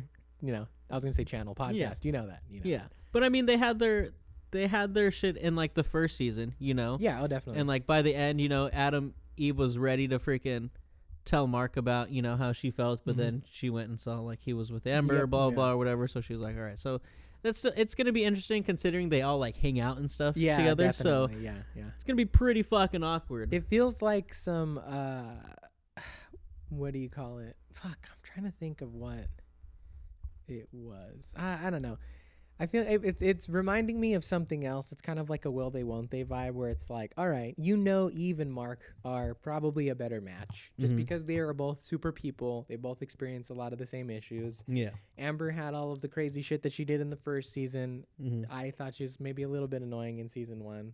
I think she's better in this one. But I don't think they're going to last. Like it seems pretty clear that, which rightfully so, you can't blame the girl, right? Amber wants to be a bigger priority in Mark's life. Yeah. But because of the person he is, that's almost impossible. Yeah, like her being like supportive of the superhero side almost feels a little forced. It feels fake. It feels like she's trying really hard. Yeah, that's the part like that I was feeling like this episode, especially was like some of like, I don't know, it was just like it just feels a little weird, you know? Maybe we're just not used to that, seeing shit like that, you know? Well, you know what else I think it is too, is it's that like they tried with the ending of the first episode, but like episode 1 to, it's 8 episodes, right? In the last season too? I think so. Episode 1 to 8 have such a clear trajectory from episode 1 to 8 that is this main storyline through the whole thing. Right from the beginning, you see that Omni-Man is horrible and that secret is probably going to come out at some point. I am still not exactly sure what they are leading towards in this season. Yeah. It seems a little aimless and I don't like it. I'm not a big fan of it right now. It feels like they're kind of just pumping out episodes because they need Invincible to come back rather than like getting to a story that they want to tell. And I could be eating my words by the time the season's over. Maybe all of the setup will be executed really well by the time it's done. But yeah, seeing as how we're halfway through everything we're about to get in this first little chunk, I'm not super excited right now. Yeah, I can feel that, and I understand that too, because I do feel the same a little bit on like, I'm not too sure where we're going yet. You know, obviously, just got the Angstrom Levi. Yeah, whatever. I mean, just from my knowledge from like understanding the comics and stuff like that, I know ultimately where we're going. Yeah. But in the terms of the show, I don't know where we're leading to. How we're gonna get there. I don't know how we're gonna get there. You know, so it is. You know, they are setting up a lot. There's the stuff with like the shape shifting guy. You know, who's like the Martian, and it's just like. Paid by Ben Schwartz. Yeah, I was like, is he freaking... Is he evil? Is he not? Yeah. He seems like a good guy in everything that they present in the episode. But then when he lies to the Guardians of the Globe about his origin... So is he the guy that got the freaking... Yeah. Yeah, he's that guy? I think. I don't know, because it's also unclear. Yeah. And maybe I'm just not remembering something from season 1, but to me right now it's unclear. And that's why I'm like, again, not like a super big fan of that setup, because he seems like a to do goofy, just trying to fit in as a human Martian in the way he's presented through the whole thing. But then when he clearly lies to the Guardians about his origin, they make it super fucking ominous. Yeah. Like it almost looks like he's there to take over or some shit, you know? Like it's freaky. Yeah, cutting his like description on what he wants to do as like a hero with the flashbacks of what went down like on Mars and the guy with the fucking alien fucking Starro shit on his freaking face. It was very ominous and creepy for sure. Yeah. Kind of confusing though. I don't know what they're going for with that yet either. Yeah, I was like you were saying, like I was just confused on who he even was. Like I'm still just don't really know who that guy is. The main thing that I'm concerned about right now is that we're gonna get to episode 4 and it's gonna be all set up. Right? Like this first half of the season is gonna end and none of the dominoes will have fallen over at this point. Which is, I guess, fine, but considering how long we've had to wait for this to come out and then that we're going to have to wait again for it to finish, it's seeming to shape up to be somewhat unsatisfying. Not necessarily bad, but just kind of unsatisfying. I feel you. Yeah. Which is, you know, it's. I'm going to give it time, obviously. We can't truly judge it until the whole season's out. We're 2 episodes in. We're going to have to wait till next year when it even finishes. We're halfway through we're halfway through the first half. Yeah, seriously. We're a quarter of the way through. We're barely there. So, you know, I'm not going to go too hard. That's why I keep trying to give the disclaimer of like, I'm still happy to be back in this world. Still happy to see these characters operating under new stories and going through new things and stuff like that. It's just a little more lackluster than I would have liked. Yeah. That's all. I'm interested to see where, like, because what's the homie's name? Douglas? Oh. The guy with the glasses? Yeah, fuck. I think so. Something like that. Donald. Yeah. Yes. Donald, yes. Because he's back, and he died in the last season. I know what that's about now. Yeah? Yeah, I saw it on an article. I read it. Yeah. What goes down? Do you want the spoilers? I'm down, yeah. He's a robot. He's a robot? Okay. He continues to be rebuilt. We don't know in the context of this show if the first Donald in season 1 is original Donald, but in the comic books, Cecil continues to just keep his brain alive and keep bringing him back as a robot. I like that. It's cool. Because there's, you know, there's this, it's like similar with like the Mahler twins, right? One's the clone, but they don't know who's the clone. And we don't know who the clone is. So I like that. That was actually, so I tripped when we talked last week about episode 1 because I forgot that these have end credit scenes. So when you were like, I'm going to kill, I was like, wait, I don't remember that. So I went back and I picked it up literally when I went to go watch episode 2 today. It was where I turned it off and it was like 5 seconds afterwards. And I was like, fuck me. So I watched it. And I will say I did like what they did with the surviving Mahler twin because it was cool to see him like, freak out over his brother. Be like, you fucked me up, dude. Like, what the fuck? You're an idiot. This is your fault. Stop blaming Invincible. So I hope he comes back because I have liked them since season 1. I think they're a cool little duo. And I'm sure he could just build another clone. Oh, yeah, for sure. Fix himself, too, and everything like that, yeah. Did you watch this end credit scene? Yes, I did. Yeah, this time I watched it. What happened, though? You have Angstrom, so our main Angstrom Levy, he is in another universe interrogating a mark that's captured by Cecil and Donald, but they are females. They're women in that universe, so it's everything's backwards. Yeah, I think I was kind of not... I mean, obviously, this is probably... I don't know if it's the first one that the character has gone to, but it's the first one that we've seen in the context of the show. He's, like, trying to gather clues as to, like, how to kill Viltrumites. I wasn't, like, a big fan of the explanation they had. Like, Mark's just kind of like, I don't know, they experimented with some quantum bombs and they killed my dad. And then the way they got me is they just waited until I fell asleep and then they got me. And that's just unsatisfying to me. I feel you. Like, in general, I'm not going to lie, I'm a little upset at, like, how much Mark is getting his shit rocked this season. The fucker can't do anything right. Like, he just keeps getting his ass beat. And okay, to a certain extent, I can understand what they're going for because I think the intention is that he's holding back because he's afraid of crossing that line. Because every time he does finally handle somebody, it's when he gets pissed. And he's like, all right, fuck this. And, like, goes Viltrumite or whatever. Yeah. So, to a certain extent, I understand. But, like, put him up against villains that, like, should actually be kicking his ass. Like, he gets his shit wrecked by fucking Doc Seismic in the beginning for a minute. And I'm like, dude, you should be able to handle this guy. Like, in 2 seconds. Like, what the fuck is going on? Very true. It's kind of Granted, annoying. he does handle that big, crazy sea monster at the end. That one was good. That was my favorite part of the episode, is everything that happened in the Atlantis stuff. I thought it was good. The fight choreography was very satisfying. I thought the animation was done beautifully. But, again, I'm just like... more. Where's the rest of it? I don't care about seeing Mark and Amber go on a date in Las Vegas. Show me him fighting people. Show me him doing superhero stuff. Like, Viva Las Vegas. Yeah. So yeah, I'm gonna give it another 7. I think that's what I gave episode 1. I'm not super disappointed yet, but I'm also not super satisfied. So kind of just middle of the good road for me. Yeah, I would say like a 7.5 for me.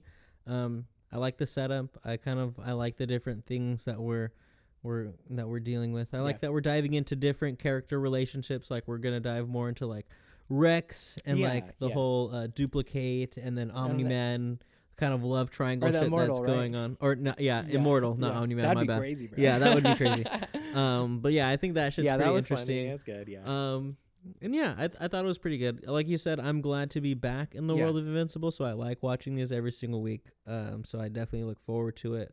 I was thinking today, like, Steven Yeun has such a good superhero voice. Like, he's great. So fucking great. It's ridiculous. The actors are killing it. Like, I should say that, right? This is nothing against the performances. Like, everybody is still bringing it as every single one of their characters.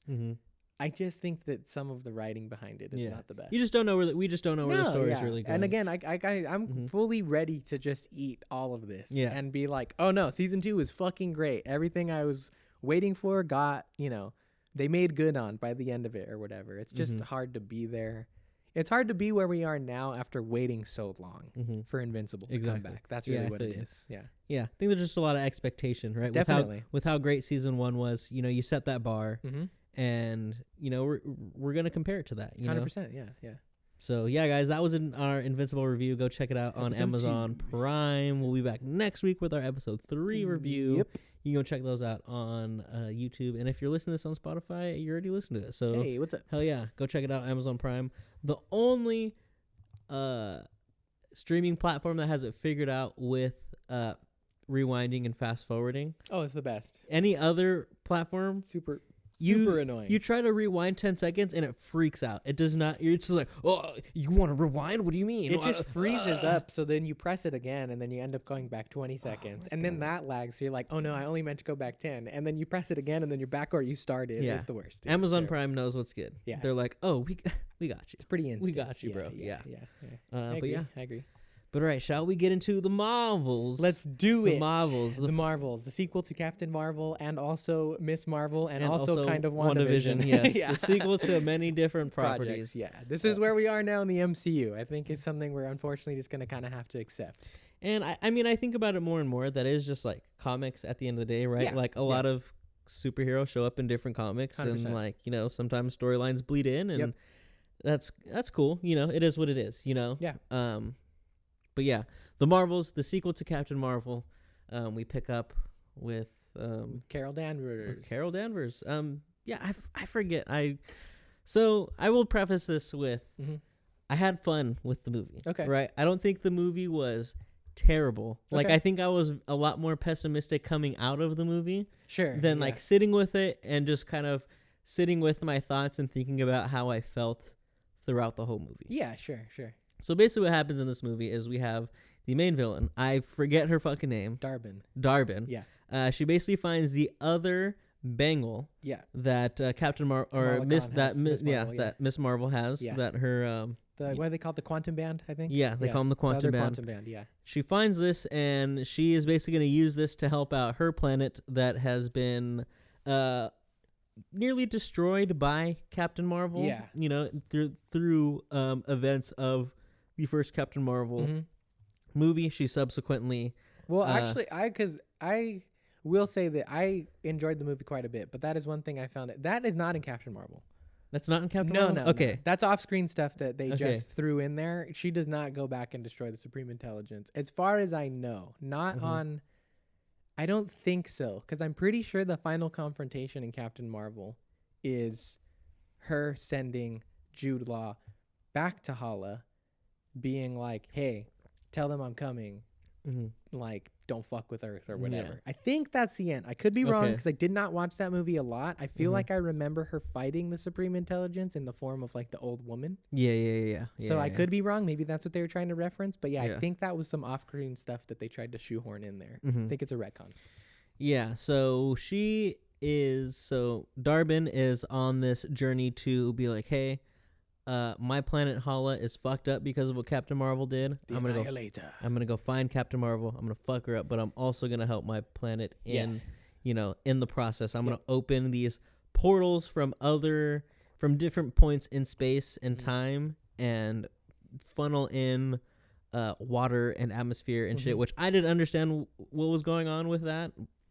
It was kind of whatever, you know? I mean, I really liked it. I thought it was cool. But I just didn't really understand all of what was going on. I was like, okay, so how is this happening, but this also not happening? You know what I'm saying? Like, there is like... I mean, it's just... Yeah, I mean, to a certain extent, I can understand that, but I am also always on the side of, like, we're watching some of the craziest shit ever happen. Those kind of, like, weird breaks in logic, I am willing to accept because I'm watching a movie about superpowered beings. So, like, if a jump point only swallows up the water from a planet, I'm like, okay, whatever. It's for the story. Yeah, you know? that's that was just one of those things where I was just like, how is it not sucking up the whole world? No, I get it. Yeah, I get it. But yeah, she is on this journey to do that.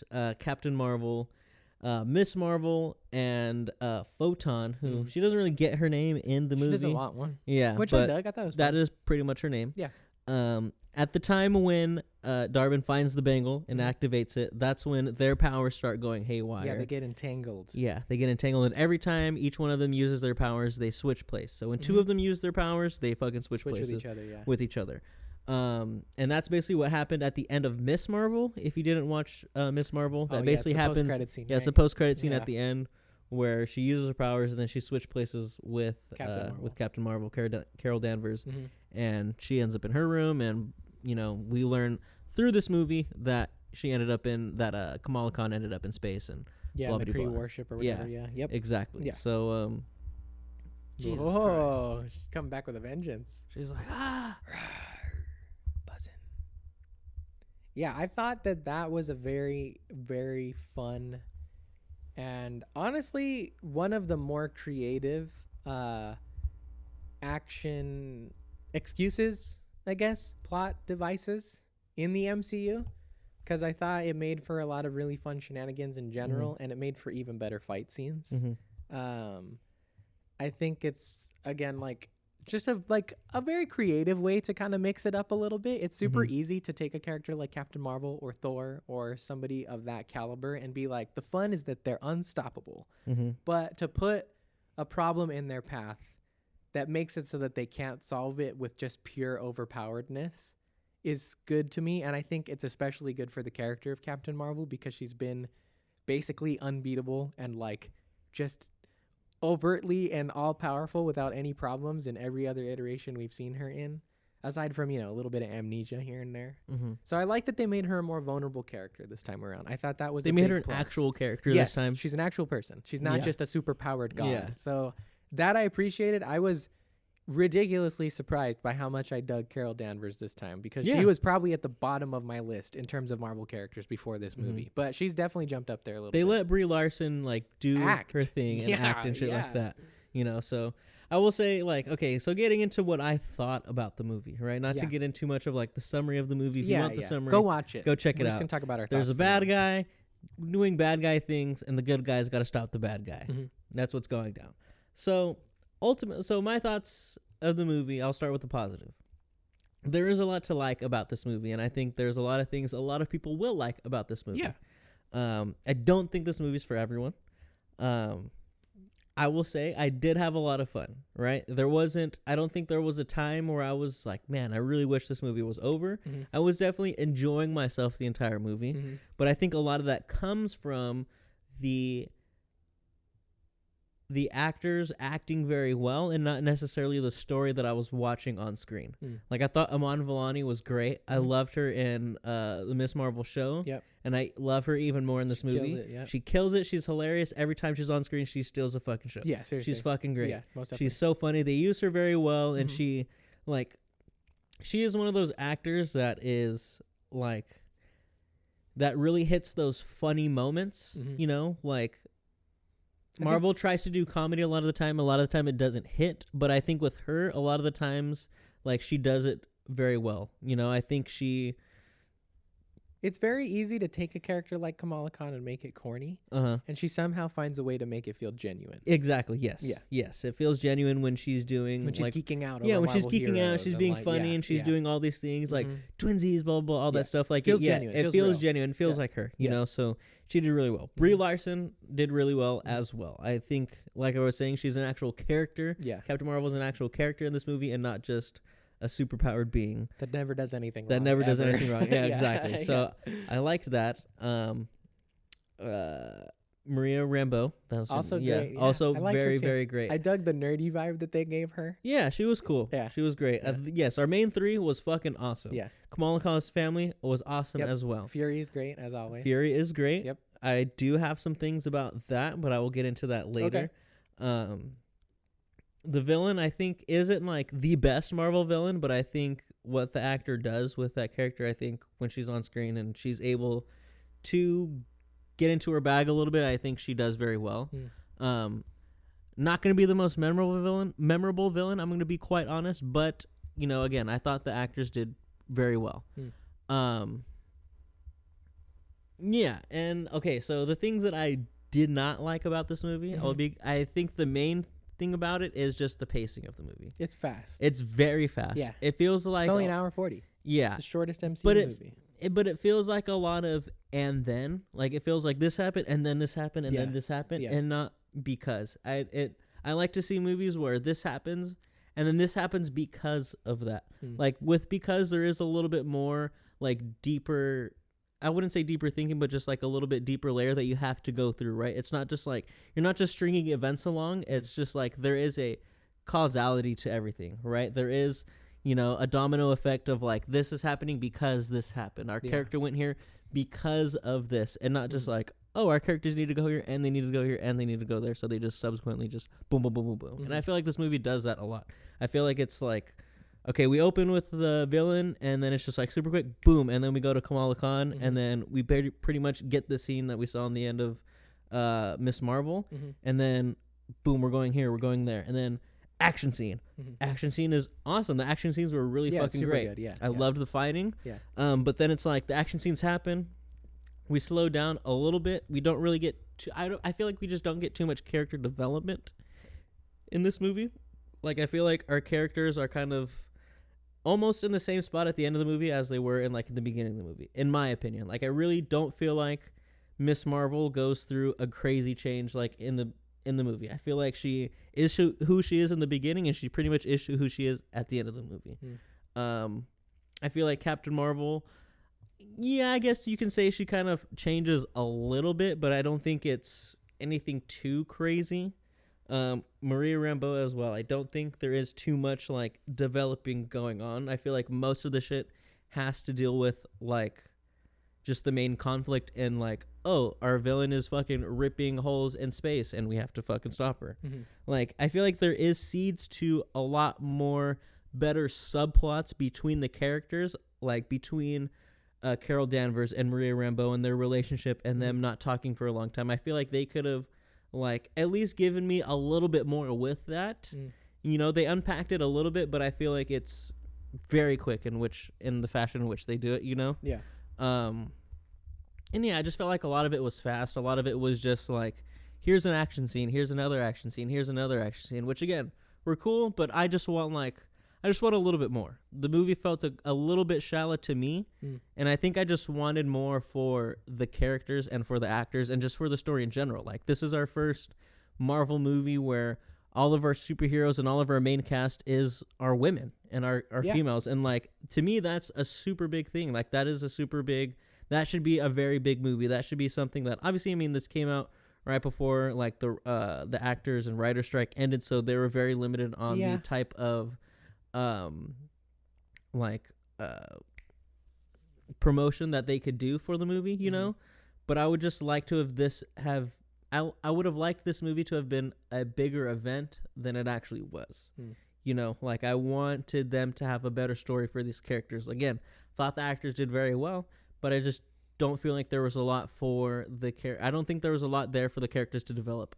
In just terms of like the editing of the movie, I think writing, there probably was more story there. Like I can see points where they are getting a little deeper, but I feel like it just cuts away very quick. So I think that was just my main problem with the movie. I just wanted a little bit more in terms of the story.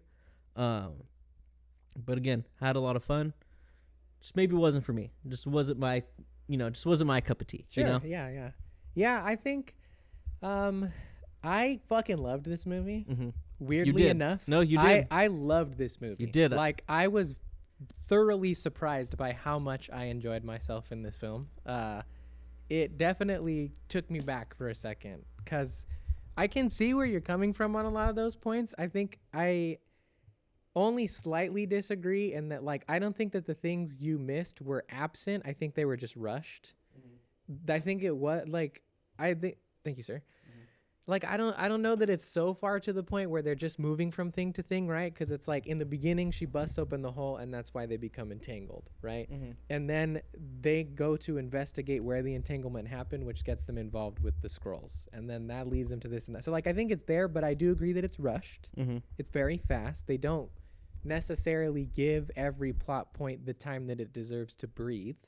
So with that, I can agree. I don't understand the general review criticisms of the villain, because I'm actually in the opposite camp, where I think that the acting was kind of whatever, but writing, I thought this was one of the more fleshed out villains, because she had actual real motivations rather than just, I'm a bad guy because I want to be a bad guy. It's like, no, she's trying to like revitalize her planet, and you know, there's snuck some environmental friendly messages in there for sure. There's a not so sneaky fracking joke in there, you know.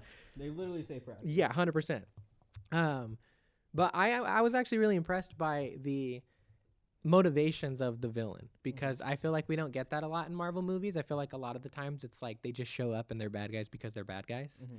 And I didn't feel that in this one. I really did truly kind of sympathize to a certain extent with Darvin, and I was like, yeah, if your world got fucked by Captain Marvel, you would probably, one, want to make it fixed, and two, you'd also want revenge on Captain Marvel. So I was really down with that. I loved the action. I loved the way this movie was shot. I thought there was some really, really iconic shots in here. The fact that they used the different split comic panels across a lot of different sequences where the three Marvel characters are working together is just like peak comic book to me. Mm-hmm. I really, really... Yeah, I just really had a good time. I don't know what happened to me in this movie. Like, dude, I fucking loved it, dude. Like, I dug every single minute of the hour 45 that it was. I don't know what happened. I just loved it, man. Again, like, I'm not gonna go so far as to say that I can't see the criticisms that are being levied at it, like by both you and the general public. They weren't so bad to the point where it took away from my enjoyment of the movie. I know that they're there. I agree that they're there, but there was much more positive things that happened in this movie to me that just made it like a better experience for me. Again, I'm super happy that they finally made Carol like a real character that has struggles and issues and troubles and stuff. I gotta chug this really quick. Chug it. Okay. Chug it, man. We chug it around here, brother. That was great. Again, I really liked Monica Rambeau, actually. I feel like it's been a while since we've had that, like, nerdy, talks too fast about science stuff character in the MCU, and I'm always a sucker for that. It could be a little corny, but I like it. You know me. I'm a sucker for corny stuff. Yeah. I'm a cornball. You got a General Corn on the cob over here. Really, 100%. I love corny shit. I loved Fury.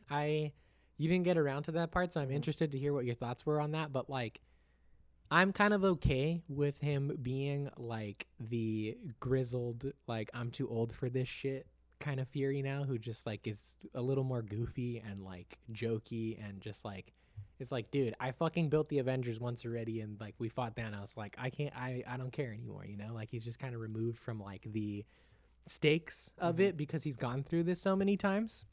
So I like where he's at. I think it's fun. I think Samuel L. Jackson kills it and has a lot of really fun and funny moments. The supporting cast was really good. I thought that I actually think it's weird because I know this movie didn't make a lot of money.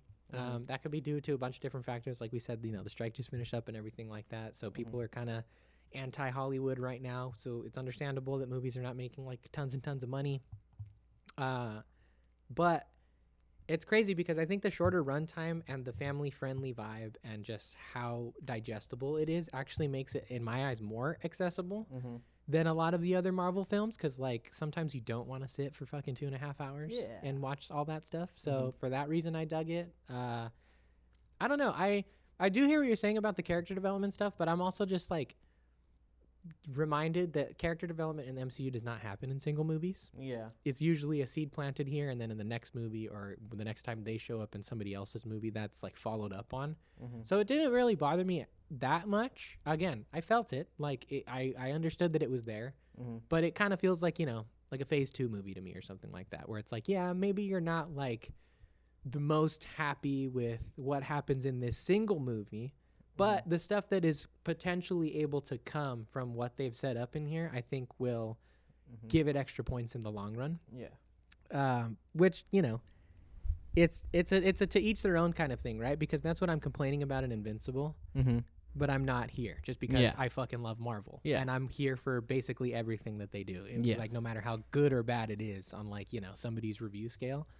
So it's just one of those things where I think also too, like, there's just something physically that happens to my biology when I go and walk into a Marvel movie that I can't help. I just get so excited to watch these movies, dude. Like, I can't have a, you know, I can't even have anywhere near an unbiased opinion on these things just because of how much I fucking love them, which I'm more than okay with because like, I get it, you know.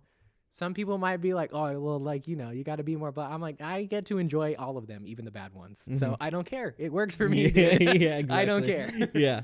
My thing with Nick Fury in this movie, it's not, I think it's more of like a smaller nitpick in terms of continuity rather than just the character as a whole. Because I really think he does a really good job in this movie. Like, he's funny. He fits really well with the vibe of the movie. Yeah, definitely. So I'm not going to complain about that.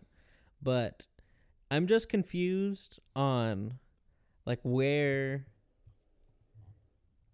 like, I'm assuming this is taking place after Secret Invasion, correct? I don't know. I didn't finish it. You didn't finish Secret Invasion? Mm-mm. No way. Yeah, I didn't finish it. Damn. I got bored. Damn. So yeah, that's my thing. Like, I'm confused on where this takes place because like Secret Invasion ends on a note where like Maria Hill dies, fucking his best friend dies, you know, fucking hella people fucking die. Mm-hmm. Yeah, Gaia's like super overpowered now too, right? Yeah, like, and then he just is like, all right, cool, I'm gonna go back into space with his Skrull wife, right? Mm-hmm.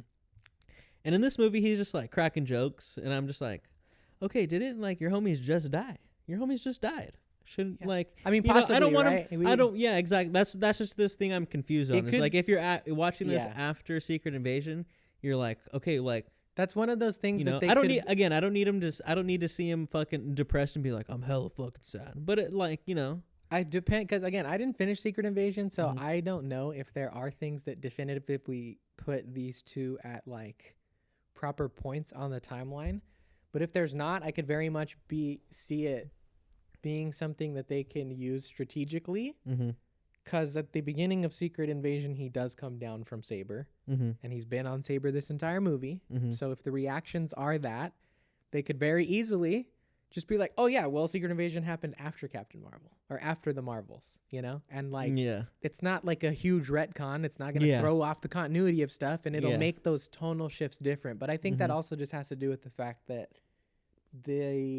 I don't think that the TV or streaming side of Marvel and the movie side of Marvel are working super closely together. I think that the streaming world is very much building out its own world, and then the movies are very much building out their own world. So I think it's more just that, like, they didn't think about it, you know? They were just making the two projects simultaneously or close to each other or whatever, and it was like, well, shit. I need them to talk about it together. I need them to get together, be like, hey, this is what we're doing. You know, I mean, I think what it is it's like a baton pass, right? Which is, because here's the thing is it's like, you don't want so much control over the overarching MCU that there is no room for creativity. Because if that were the case, then people would not want to make any Marvel project because they would be shoehorned into making specifically the next thing that had to bridge into the next movie, right? That gives you no room to play. You don't get to do anything. You just have to do whatever Kevin Feige wants you to do. And so even though at times it can be tonally different or continuity can get messed up or whatever, I would prefer to deal with that than to deal with all the movies being super bland or like all of the shows being super bland in order to build to Secret Wars. Because, like, let's be real, continuity and tonal things or whatever, those are not quote unquote real problems within the MCU, right? Because those are issues that we have watching two different things. Yeah. Within the context of the world that they're in, none of that matters. Tone doesn't matter. Like, these events just happen to them. We watch them through a certain lens because that's what the filmmaker intended or didn't intend or whatever. Each movie's from a different perspective, so it's going to be, each movie's going to be totally different regardless of you know, whether they're interconnected or not. Yes. And so because each movie has to deal with a specific character, and a specific character looks at things a specific way. And I would prefer them to do it that way because again, that will make them more unique rather than just a fucking mesh of like a bunch of the samey stuff, which I think did kind of happen in Phase 2 a little bit. Not so bad because some of my favorite movies are in Phase 2. Like, I really dig Iron Man 3. I really love Winter Soldier. But then you also have your Dark World, right? Which is kind of just like the bland blends in with the background of the MCU. And you have, you know, that kind of stuff. So it's the double-edged sword of this type of content creation and movie creation and streaming creation, is that, like, you are trying to build this bigger interconnected world, but you also want to give the artists working on any given project the creative freedom to do what they want to do with it. And so it is weird, especially all these years on, when we have had a conclusion to something that feels like it was all done intentionally, right? Like, we would all love to believe that Feige did have every movie planned out from Iron Man to Endgame, but we know from interviews and stuff that he didn't, right? That his philosophy was very much one movie at a time. So I think, I don't know. It's just a weird place for us to be in right now because we have such a good blueprint and we have all this newfound behind the scenes knowledge of how that first run of everything went down. Yeah.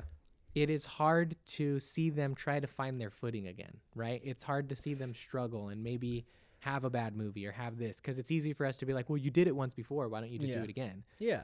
And it's hard to do that. They struck gold the first time. They did. There was some misses. I was talking about it at work today too. Like so much went right with that first, like with the first Infinity Saga, right? Like they lucked out with Robert Downey Jr. Yep. Like he was not in the best place with his career. He was in prison. Yeah, like so a couple of years before Iron Man. Taking a risk on an actor that taking a risk on an actor and on a movie that you don't know is gonna pan out. Yep, and it did. Mm-hmm. You get someone like Chris Evans, who same thing, kind of just as like portrayed as the pretty boy, who became like an icon of like humble greatness. Yeah, yeah. You get Chris Hemsworth again. Same. You get Mark Ruffalo. Yeah. You get Scarlett Johansson. Yep. You get Samuel Jackson. Jeremy Renner's good too. Jeremy Renner, exactly. Like you get like such a great cast of characters, right? And that shouts out to like the casting director and all those people, like Sarah Haley Finn, baby. Exactly. You get Chadwick Boseman. You get freaking Sebastian. She's the real goat of the MCU. Exactly. She's casting all these people. Yeah. Even till now. Yeah. You get Tom Holland. You get all these fucking. You get all these people. Yep.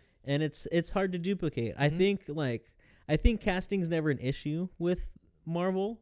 I think they always cast very well. Yeah. Like, I don't think I've ever been pissed off at a casting for Marvel. Like, I've never watched a movie and been like, damn, I'm pissed off. Like, with this movie, right? I may not like this movie. It may not be, like, my favorite movie, but I like all the actors. Yep. Brie Larson, I think, does really well. Amon Vellani is awesome. Like, everyone's fucking great. Yeah. Like, so I don't ever think casting's an issue. I do wish that they would go back to casting either straight up unknowns or relatively unknowns, because I do think they've been leaning a little bit heavier on big name castings. Who's Amon Vellani?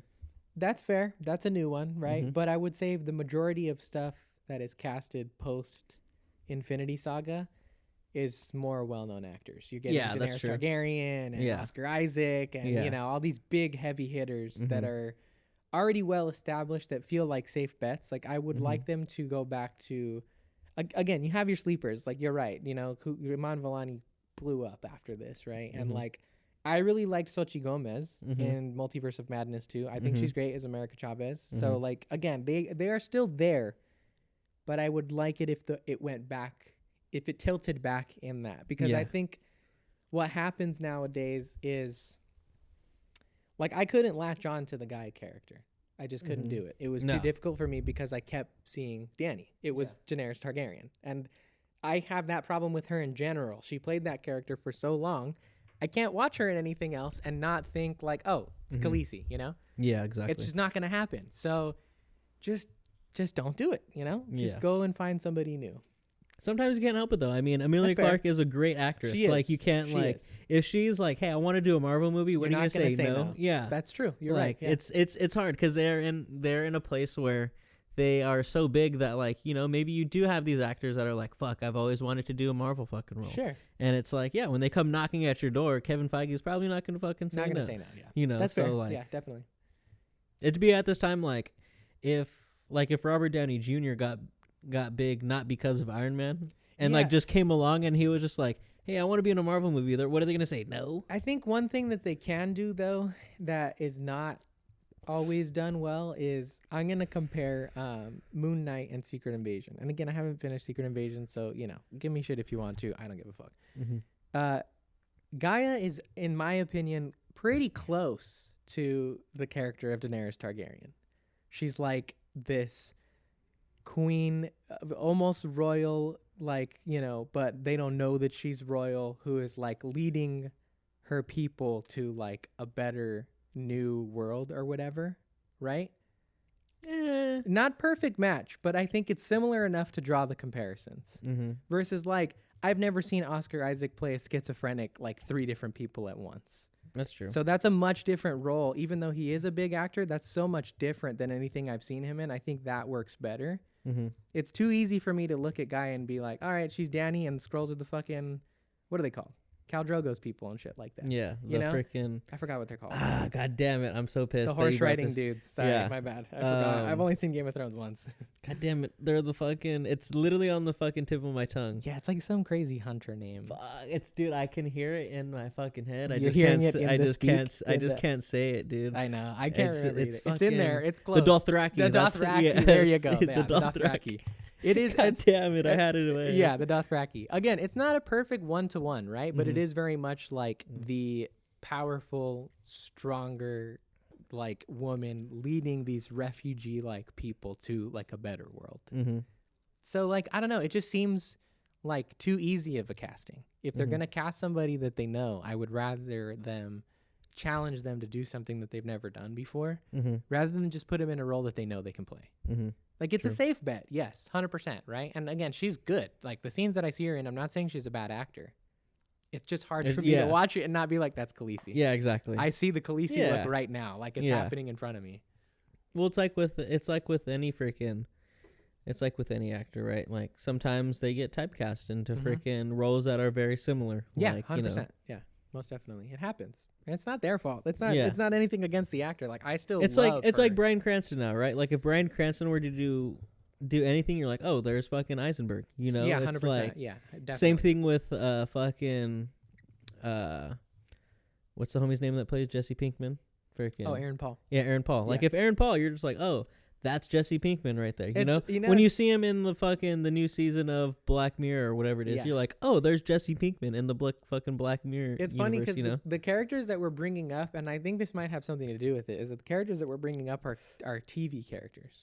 And I think that's really where it becomes a little bit difficult, because in a movie they play them once and that's it. Yeah, you see them for so long as that character. Years and years and years. Exactly. Playing the same character. So you grow attached to that, and I think it's hard to move on from that sometimes. Yeah. Yeah. You get so comfortable seeing them in that character, that type of character. Definitely, yeah. Yeah, that's true. But anyways, reeling it back in a little bit, because I think we can move on from this now. I really liked the Marvels. I thought it was really good. I think it's sad that it's not, as watched as some of the other Marvel movies, because I do think it's a good watch. I think it's an easy watch. Yes. I never levy it as a criticism, but again, I know it's a thing. You're going to be fucking lost if you're not caught up on the MCU, like really badly. So you should probably watch, at the very least, the streaming shows and Captain Marvel. Or just a video explaining it. Sure, that's fine too. Yeah. Screen Crush does a really good job. Yeah. Heavy Spoilers does a really good job. Yeah. But it is certainly one of those ones that banks on the fact that you know the story up until this point. Which again, I don't care. I love it. I am better off because I am such a fan that will devour every single bit of content that they come out with, apparently, except for Secret Invasion. Yeah. I do need to go back and watch it, because I can't let that be on my record that I haven't seen everything in the MCU. But it's like Ted Mosby's Vomit Free since '93. Bro. Yeah, exactly. I know. I'm breaking the record right now. But yeah, I love it. I want to jump into a story and not have to deal with origins and not have to deal with like, how did they get here? Like, just throw the characters into a fun little romp like this, and I'm gonna have a good time. Fun little romp. Fun little romp, nice. Man. And again, I will. This might be a little crazy, but I don't think it's that crazy. I think this is some of the best action in the MCU. I'm not upset at that. It's certainly some of the most creative. I really enjoyed the fight scenes. I thought what they did with them switching places and stuff like that was so very fun, very so creative. Cool. Yes. Yeah. I just wanted a little bit deeper stuff. A little bit deeper stuff. Get it, yeah. I want you.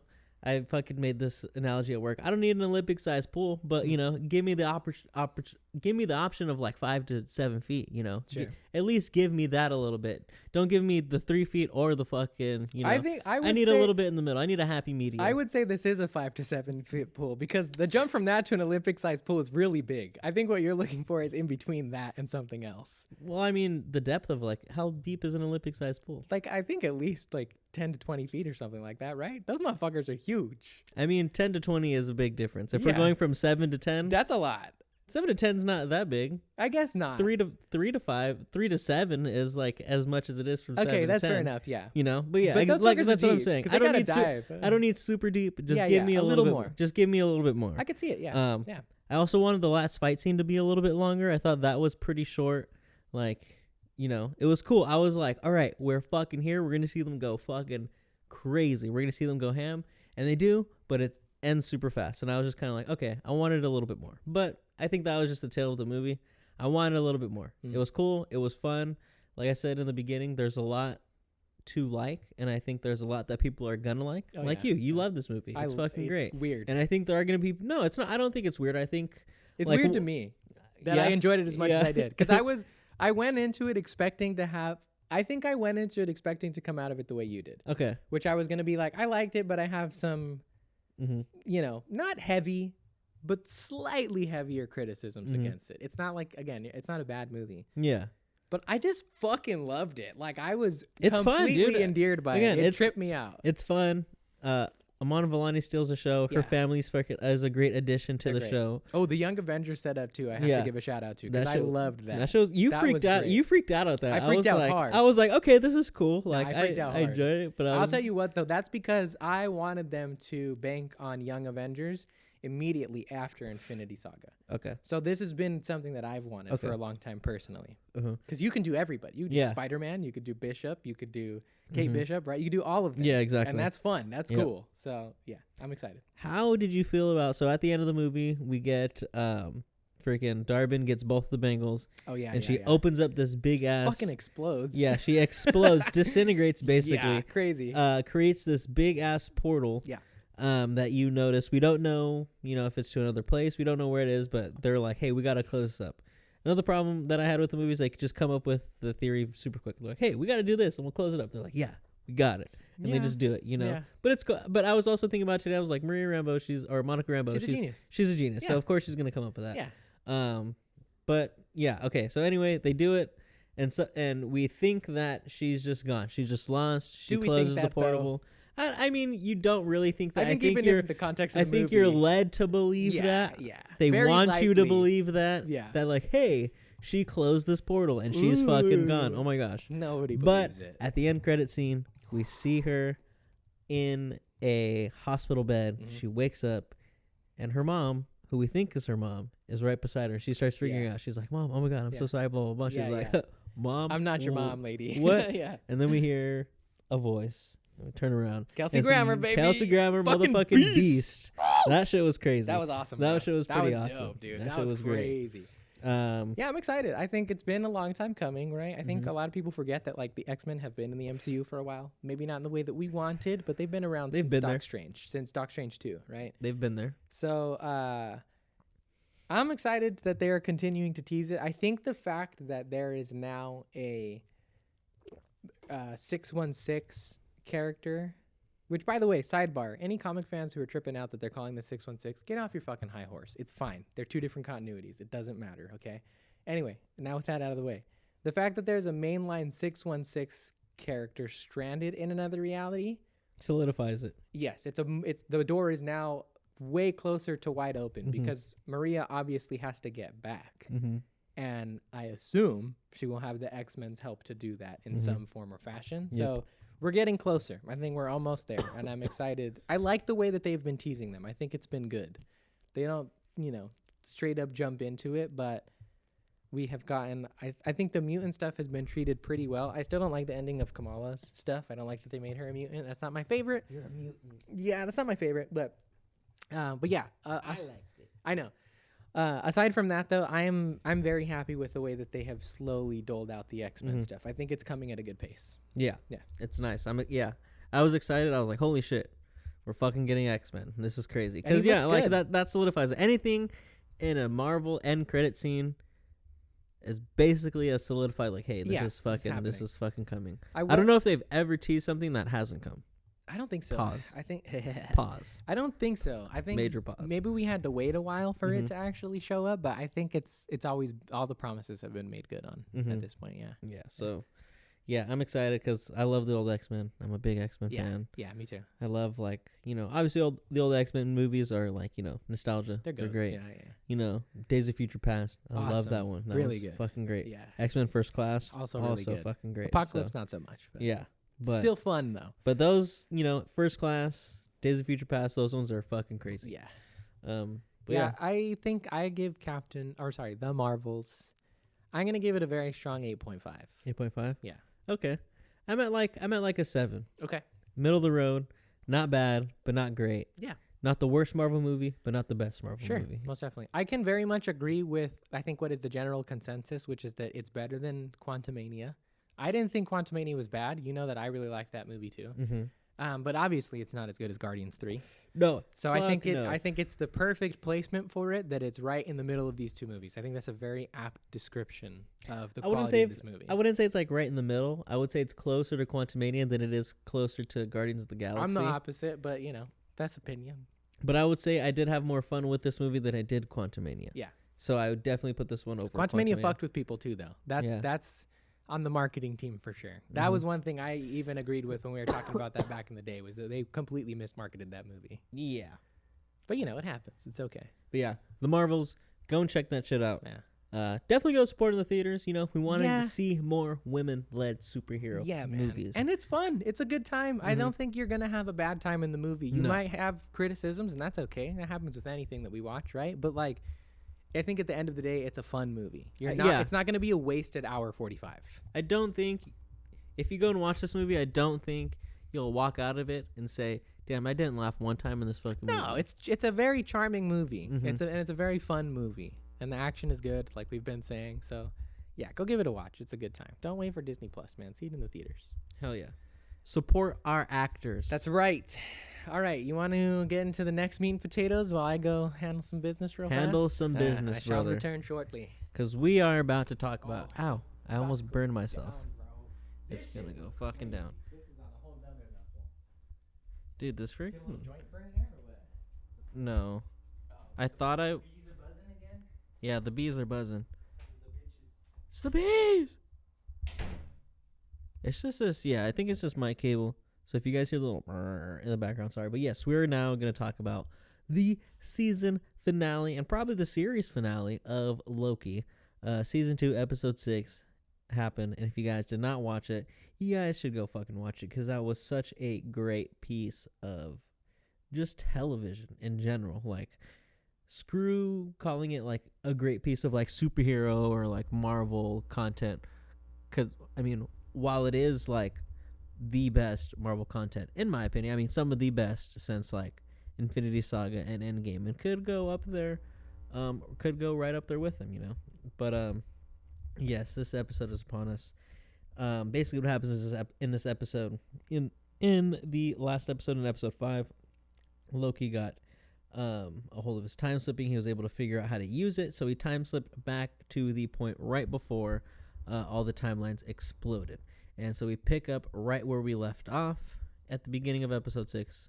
We see Loki at that time period, and he's basically like, hey, what the fuck can we do? We basically get a repeat of what happened in episode 5. We get Victor Timely freaking getting turned into spaghetti, but we get a different POV.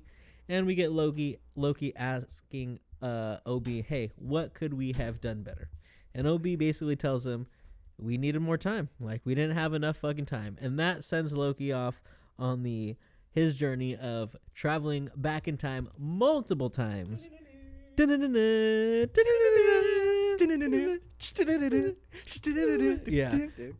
so fucking great. So good. Loki goes on this journey of traveling back in time to try to save the people he loves, which are his friends, because he is scared of being alone. That's what we learned in the last episode. Yeah. He very much does not want to be alone. So his driving force in this episode is the love of his friends and wanting to save them. So he travels back in time as many times as he can to try to figure out what he can do better. And each time he goes back a little bit further, trying to give himself more time, till eventually he gets to the point where he's like, screw this.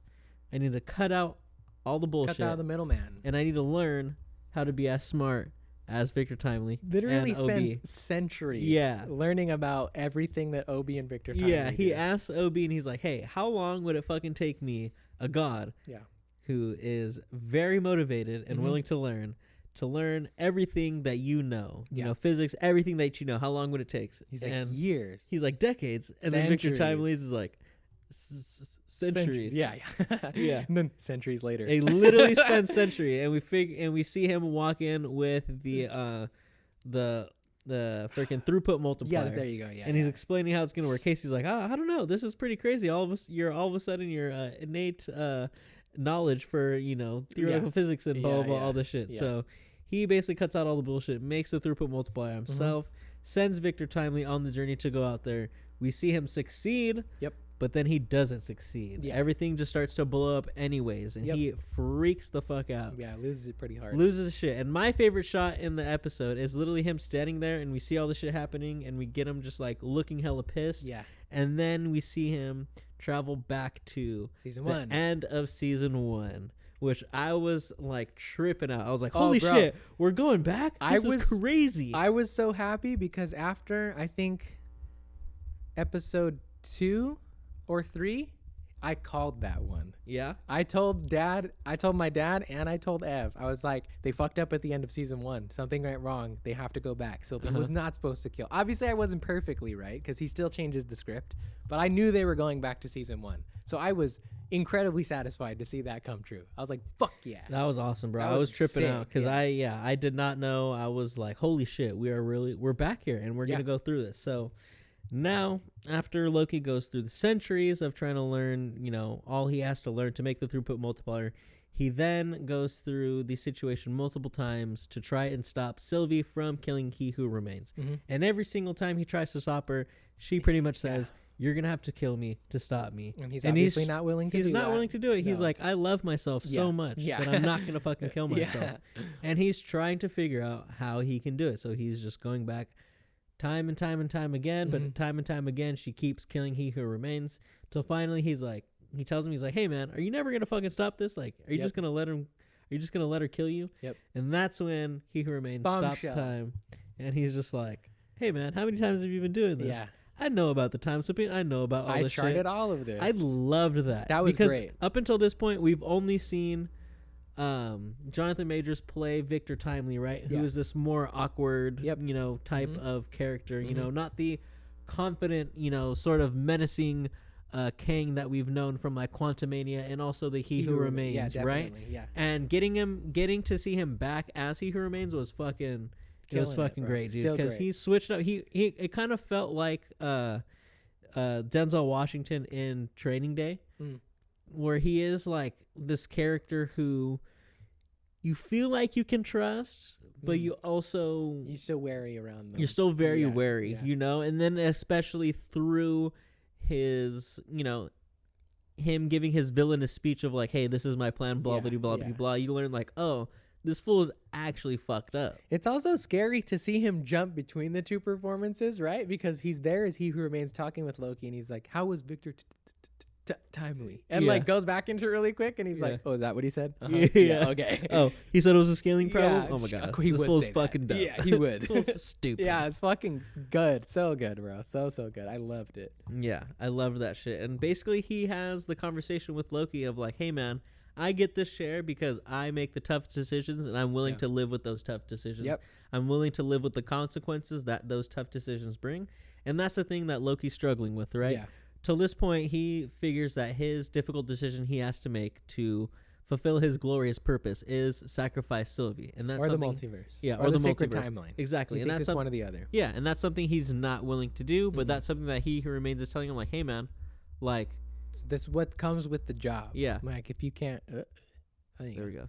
He's like, hey, you can either sacrifice her and save this sacred timeline, or you can just let her kill me and try to, do whatever, try to save her, and, my variants are going to come, and we're going to go through this war, and we're just going to end back up, like, right here. Exactly. Like, Yep. And Loki's just like, fuck, man. All right. So he goes back, and he talks to Sylvie, and he's... telling her like, hey man, I have to sacrifice, or she pretty much says like, figures what? It out, yeah. You have to kill me in order to not, have all this happen, blah, blah, blah, blah, blah. And he's like, isn't this what it's all about? And she tells him like, no, free will is like the ability to like say like, hey, no, I'm going to fight and I'm going to try to figure out. I'm going to fight and I'm going to die. Exactly. Do something for my freedom. Yeah. Exactly. And that's when the light bulb goes off and he's like, hey, it's not sacrificing Sylvie. It's not sacrificing Sylvie to, save everything else. It's sacrificing what you want. Yeah. For the greater good. Loki thinks he's had to sacrifice. I mean, he was on the right track. He just didn't realize that there was an alternative way for him to sacrifice the things that he loved. He thought that meant he had to kill and cut out and lose all of these people in the context that they were now. And he realized, if I remove myself from this situation and make the hard choice, right? And make arguably the most he who remains choice on the table. I have to do the thing I'm most afraid of, and that is be alone and be away from all of my friends that I have come to care about, be away from my family, all that shit, and be the one that keeps everything intact. Literally keeps the entire fucking multiverse together, dude, bro. How fucking sick was that scene? I said this in the parking lot the other night, but after Endgame, this is arguably my next favorite event. Maybe not singular thing, because obviously this hinges off a lot of other stuff. But in terms of like the events that happen in the MCU, this is as close as it gets to Endgame for me, dude. So it's pretty fucking epic, So so Loki basically figures out from He Who Remains that the temporal loom was a failsafe. It's meant to delete all of the branches that don't belong on the sacred timeline. Exactly. Yeah. So the reason why adding the throughput multiplier doesn't work is because you can't scale for infinity. Exactly. The branches, the branches are scaling at an infinite rate because it's the universe, it's the multiverse. It's gonna expand at an infinite rate. You can't compensate from that. You can't build something that infinitely gets bigger to compensate from all that shit. So it's gonna explode, and it's going to prune all those branches regardless. So Loki is just like, fuck, I gotta just destroy the loom and let everything just play out, right? Yeah.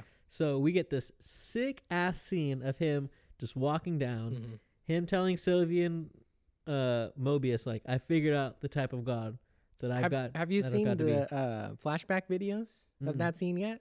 So apparently the latest thing that I've heard is that the line was also improvised by Tom Hiddleston. And whether he knew what he was doing or not, I'm not sure. But he has the exact same lines that he says to Odin at the end of the very first movie, Thor, where he's hanging on and he says, I could have done it, Father. I could have done it for you, for all of us. And he looks Sylvie and Mobius dead in the eyes and he says, I know what kind of God I have to be for you, for all of us. Yeah, I would assume he probably knew. Because this is the culmination of 15, 14 years of being this character. Yep. And it is probably one of his biggest characters. Oh, and easily the biggest character. And that's probably his baby. And him knowing that this is probably I wouldn't say the last hurrah for this character. No, definitely not. But the last that we're going to see this character for a while. And the individual spotlight as well, I think, too. Yeah. I don't like the idea of a Loki season 3. I've heard it being tossed around. I would prefer for Loki to be done and he just appears in other projects now. But that's neither here nor there. Yeah. So I would like to believe that he had that sort of in the back of his mind and it was such a good, this is, it plays in with the theme of just the entire second season. I guess just the show as a whole is just the Ouroboros loop. Everything is coming back on itself, so so we get the 16 of him walking out with all these temporal radiation rays, right? Starts to peel off his clothes and you're like, oh no. But then no, he just gets his fucking costume. Just one of the coolest Loki suits I've ever seen, bro. And the coolest suit up scene, right? That is generally a suit up scene. Fuck yeah, dude. His fucking clothes peel off, his old character, peeling away, and him shedding his old character and being the person that he is meant to be. He returns to Loki. He fulfilling becomes the god his again. Glorious purpose, right? And yes, he becomes the god Loki. He gets his fucking horns. He gets his cape. So good. And he has a moment like old Loki did in the first season. Yeah. That was what it really reminded me of. Me I was too. like, holy shit, he's having his old Loki moment. He almost looks like him. I don't know if they did CGI or if Tom Hiddleston. Whoa, dude. I know, sorry. You know what I did see a funny one, though, is that both Spider-Man and Loki are the two characters who had to sacrifice everything near and dear to them in order to preserve the multiverse, and they're both named Tom. Yeah. But I don't know if it's just him and his acting prowess in his face or if they CGI'd it, but he almost looks older. It looks like the strain is taking the vitality out of him. The wrinkles are really heavy on his face. And again, I don't know what that's due to, but I got the same vibes too. Yeah, and he basically destroys the loom. All the threads of all the timelines they start dying. They turn into black little husks of threads. But he grabs them and starts imbuing his power into all those timelines. He walks, he sees his chair, he sees his thrones that he must walk up to, his stairway to heaven throne, dude. Essentially, and he takes one last look at his friends. He walks up to there and we get this amazing scene of him walking up the fucking stairs. the threads of time making his fucking cape, which was so epic, bro. Fucking so good, sick, dude. Some of the coolest comic book images ever put to screen. Easily. Some of the dopest shit I've ever seen. Regardless of just the MCU, it's some of the coolest stuff. The whole season has been some of the coolest stuff visually that I have ever seen, dude. Exactly. It's awesome. And he takes his throne, he puts all the threads of time together, and he, lights them all up, imbues his power into all of them, and you see it makes this big, tree of life, like this world tree, which is like a Norse symbol, which I thought was really Yggdrasil, which I thought was really fucking the world tree. It's great because in Norse mythology, obviously we have hints of this in like the Thor stuff or whatever, right? But in actual true Norse mythology, it is very much a multiverse, and that everything exists in the same space physically, but they're different realms, different multiverses. So it's like such a perfect tie to like his origins as well too. Yeah. And the reveal of it is great because you see it sideways first, and it just looks like a green gigantic sacred timeline, and then the camera just slowly tilts so that you get it face up, and then like the rainbow effect like makes like the leaves and stuff like that. Oh, it's so good, dude. So good, so dude, beautiful. Yeah. Some of the best looking shit. Easily. I think just in the season, like seeing like all the spaghettiness of everybody, I thought was very unique and really cool. It was great. One of my favorite effects ever. And just everything that we've seen, just the whole vibe of this season, just the way it was shot. Yeah. All the colors felt like I was saying, like just Wes Anderson, but also, just was very like classic sci-fi and stuff as well. So this was just such a great fucking series. This is an 11 out of 10, bro. Such a fucking great series. So good, yeah. Big fucking ridiculous. Big, huge, gigantic fucking shout out to Natalie Holt. Natalie Holt is the composer of, I think, both seasons. I'm not sure, but definitely season 2. You know me, I'm a sucker for a good score. Hell yeah. I loved everything of the score in this season. I liked the I love the Loki theme as it is. I've loved it since season 1. The right, it's really good. The fact that they morph it into like the old timiness for the Victor Timely episode is great, and like how it appears in that. But dude, the fucking theme song that plays at the end when like Mobius like sees it and then they transition to Loki and it's just like those big fucking rock drums and then like the Loki theme in the background. So sick. Dude. Holy shit. I have been listening to that shit on repeat, bro. I loved it. Also, I was watching a video on this. They actually like the Marvel theme was played in reverse. Yes, in the beginning. So is the time. Because it starts. Typically, we go from the concept images and the comic books to the Marvel logo. But we start at the Marvel logo this time, and we go backwards through it and then into it, which is so smart, so good, so fucking good. Dude. They did such a great job in the series, and I think this is just like a very great example of something that is made with just intention and is fulfilled, to what was essentially meant to be. I wasn't mad at the 6 episodes. I thought this was, it's good time well spent. Yeah, it's time well spent. I thought each episode was done very well. Some of them were slower, some of them were faster. It's all good. I think it all fits very, very well. Definitely. And I'm excited to go back and watch everything from season 1 through season 2, just like as a whole. I think that's going to be awesome. I was going to say one of the first thoughts I had, a few days after was it very much reminded me of like the sentiment I have towards the Kill Bill movies, which is like, I don't see them as separate. Like it is very much season 1 and 2 are 2 chapters of the same book, which is like how they've been talking about it in like, post-release and stuff like that. But yeah, it's so incredibly good. And again, just like checking out like interviews and stuff with the creators and everything like that is that they are very much fulfilling what is the ultimate goal of the MCU, which is like, yes, there's this greater universe where you can tell stories, but they're like, we didn't give a shit about what they were doing with Kang. In the wider Marvel universe. We made our story. We based it around Loki, and yes, Kang is an antagonist, and also sometimes because like I was concerned about Victor Timely when he was first introduced. Not anymore. I do not think that he's a bad guy. I think he is very much one variant who was trying to do at least something different. I'm not going to go so far as to say that like he wasn't trying to pull a con or anything like that. But he certainly wasn't trying to be roped in with the rest of the Kangs, I don't think. Yeah, this felt like a very nice like bookend to everything, right? To the TVA, to all of our characters, like to Loki, him sitting like in his throne, watching over everything. Epic. Like the TVA turning into like an actual just like organization that helps, do good shit, Not just pruning branches and shit like that. Like, I will say, like, I don't know how the fuck they're going to handle this problem now, because obviously from what we've seen, Loki was the most well equipped to deal with it. And even though he did not solve the problem, right? The problem still exists. And they say it in the episode, I think Sylvie says, is that he's just bought them more time. Yeah. So they still need to figure some shit out. Like the incursions are obviously still coming, because we're going to get to Secret Wars at some point. And that's something that a lot of people just don't even know about yet. Oh, definitely not. If you're not paying attention to some comic story and shit on YouTube. Well, no, I think even, the general public, but also just people in the Marvel universe, like,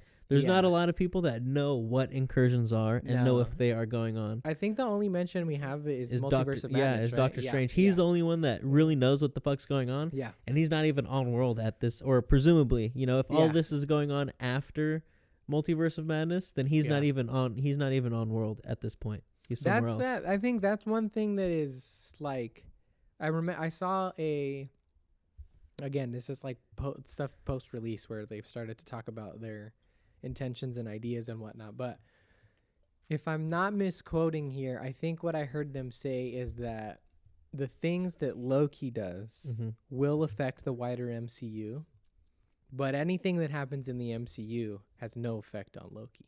I like that. Because of his place at the literally the center of the multiverse. He can affect the wider world. He can change the stories. He can weave branches, whatever it might be. He's the god of stories, man. Yeah, I mean, that's what he is in the comics now. Yeah, I actually saw... I think it was Comic Story, and a video that like that is the popular theory right now, but it's not totally in line with like the comic and who and when he becomes the god of stories. It's apparently closer to somebody whose name I cannot remember, but it's from a Thanos story before Secret Wars 2015, where there is a character who is, I forget his name, but he's literally the custodian of the multiverse. He holds all of the threads together. And this guy is basically making the argument on YouTube that if you want to give him a comparison to a character in the comics, that's actually closer to what he is when he becomes the god of stories. Because if he was truly as powerful as he is now as the god of stories, there would be no problems. He could literally just rewrite the fabric of existence to be like, no, everything's fine.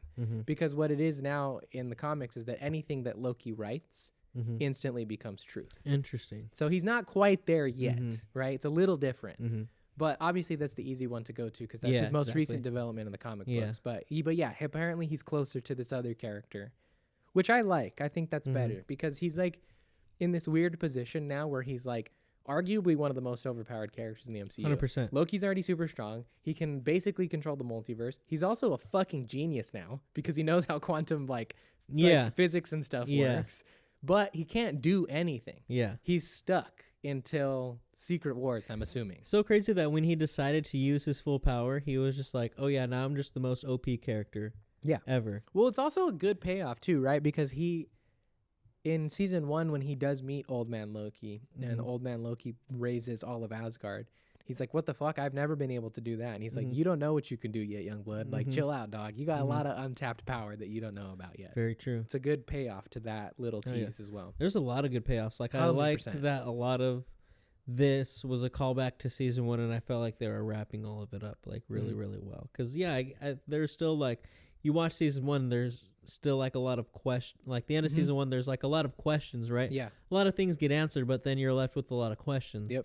And then I felt like this season was like checking them off the box. And then especially this last episode was like, okay. Tied a lot of stuff together. Yeah, we got to tie like just, and it did it really well, man. Yeah. Like it was like, I was very much blown away by this last episode. Me too. I was pretty pleasantly surprised by like the montage of them like going back in time and doing all that stuff. Yeah, it was like, fun. You know, it was weird to have fun in such a hardcore, high stakes like situation. Yeah, exactly. Yeah. But it's also interesting when you think about it, you're like, oh damn, this dude can literally just go back and just retry it. He has unlimited as many times as he wants. Yeah, exactly. And yeah, I thought that was really nice. Yeah. I thought that was great. Yeah, it's great too. I love, again, like just doubling down on like the Ouroboros stuff, and again, like why I don't want them to do another season of this show. The first episode of season 1 is called Glorious Purpose, and this episode is called Glorious Purpose. Hell yeah. Such a good bookend type vibe right there, dude. Like, that's solid. Yeah. Loki really learning what his glorious purpose is. Yeah. You know? Yeah. Like, he finally gets his throne, and it's one that he really, truly, only he can fulfill, right? Like, and such a good tie-up, especially, like, with Avengers, right? Like, Avengers, when he shows up, he's literally like, my name is Loki. Yeah. And I am burdened with freaking glorious purpose. Yep. And he really was. He just didn't know what it was yet. Exactly. I do think it's funny that, like, it's kind of trippy, right? Because, like, we keep saying Loki and, you know, like, and this and that, but, like, it's easy to forget that, like, quote unquote, our Loki is fucking dead. Oh, yeah. Like, homeboy got his neck snapped by Thanos still. Yeah. This is technically still a Loki variant. Yeah. From post Avengers 1. Yes. Like, very soon after Avengers 1. So it's interesting to me that like, not to knock it or anything like that, right? But because in the context of us in the real world, the development makes sense from Thor to now. Yeah. But if you try to brain it into, like, the context of the plot of the story, he jumps pretty quickly from being, like, an evil terrorizing villain to, like, now the savior of the multiverse. Yeah. You know, like, it's a very big retcon that I think we forget about because... Well, I mean, at the beginning of season 1, they literally sit him down and were like, hey, this is all of what fucking happens. And they remind us of that too, which I think is great. We get to see how much of a piece of shit Loki was because they give us a quick little glimpse into him being an asshole to Mobius during that interview. And then obviously time-slipping Loki takes his place. And I love that scene too of, like, of Mobius explaining, like, you know, because Loki comes to him for advice and is like, hey man, like how hard is the decision to fucking, like, you know, prune people? Like, how do you make that decision of who to kill and who not to kill? Yep. And, you know, Mobius starts telling him about, like, you know, just glory is more burden than it is, like, you know, or a purpose is more burden than it is glory. More burden than it is glory. Yeah. And, you know, like, it's just a choice. You just choose your burden. There's no one is better than the other. There's no way to do it. All of it sucks when you're put in this position. You just have to choose the one that you think you can live with. Yeah. And he tells him the story about, you know, there was 2 young hunters that, you know, had to go out on a normal mission. They had to go out and prune a variant who is going to cause the death of 5,000 people in the Black Sea. And they get there and it's an 8-year-old kid. Yeah. And one of the hunters has a problem with it, gets a couple hunters killed. Yep. Ultimately, his partner comes in, prunes the variant. We learn that was Mobius. Yeah, and Loki very quickly is like, okay, well, this is you. Yeah, that was him in Renslayer, which is like, damn, bro, like, pretty crazy that's what Mobius had to, you know, had to go through. Yeah. Yeah, no, he had to prune a little boy. Yeah. But then he didn't prune the little boy. Which is good for the character of Mobius. Like, I think it would be kind of a crazy, hardcore thing to just slip in there. Like, yeah, Mobius killed a kid, like, back then. But it's crazy, like, you know. That scene's so crazy, too, because you see through him telling that story how much it still, like, affects him. Yeah. And then when you think about his character in the grand scheme of things and how, like, just happy-go-lucky he is and how, like, quippy and all that stuff, it's like, damn, dude, he, like, really hides that, like, very well. And that's pretty nuts that that's what he's hiding, you know? Mobius is for sure one of the coolest characters in the MCU. 100%. Certainly in, like, also the played by world. one of the coolest people ever. Owen Wilson's awesome. Yeah. He's so good. I also really like, because I think most of my exposure to Owen Wilson is comedy movies, obviously. And, you know, comedy movies always have the serious moment at some point before it gets funny again for the finale or whatever. But I have really, really enjoyed seeing him dip into the more emotional side of things. Is he Marley and Me? Is that him? That's true. That's a good one. I've never watched that one. Oh, dude, God. I honestly don't want to watch that one. That was the first movie that I ever, like, bawled my eyes out in the theater. I'm scared to watch that movie. You should be. It's very hard. It's hard to watch. I don't want to watch it. It's literally just the life of a dog and their family, right? But it's very difficult to watch, 100%. It's a hard watch. So yes, that's true. That's a good one. But this is not to say that, like, Owen Wilson has not done more emotional roles. It's just that I haven't seen him in a lot of them. So it's really cool to see him get on that heavier side of things. I like it a lot. I liked his ending too. Like, you know, he has been so scared his whole existence with TVA to look into what his or at least post, learning about the timekeepers and stuff like that. Yeah. He's been scared to look into what his life on the timeline was. Yeah, because one, he's scared about what if it's important? Like, what if I left something important behind? That was one of my favorite things in this season, right? Was that like Loki tells him like, "What are you afraid it's bad?" And he's like, "No, that would be easy." He's like, "I'm afraid that I left something good, that I had a good life here." And he did. Like, he liked what he did. He had his family, him and his boys. Yeah, and like. I like that at the end of the season he like wasn't afraid to go back and was actually like, it was weirdly like he had this enjoyment about like watching himself like live that life, happy,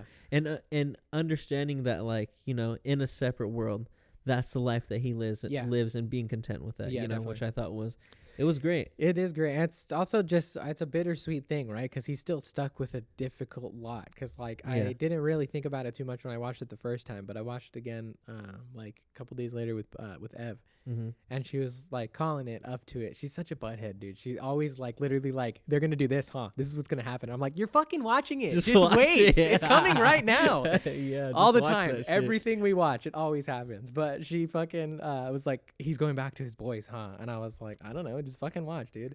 And sure enough, obviously he does. But she proved a good point. She's like, what the fuck is he gonna do? Like, is he gonna go kill his other self and like take the place for it? Because it's a very weird predicament that he's in, because he doesn't time slip like Loki does. So he doesn't inhabit the body of that timeline. Yeah. He is an outsider who can only watch from the stands, really.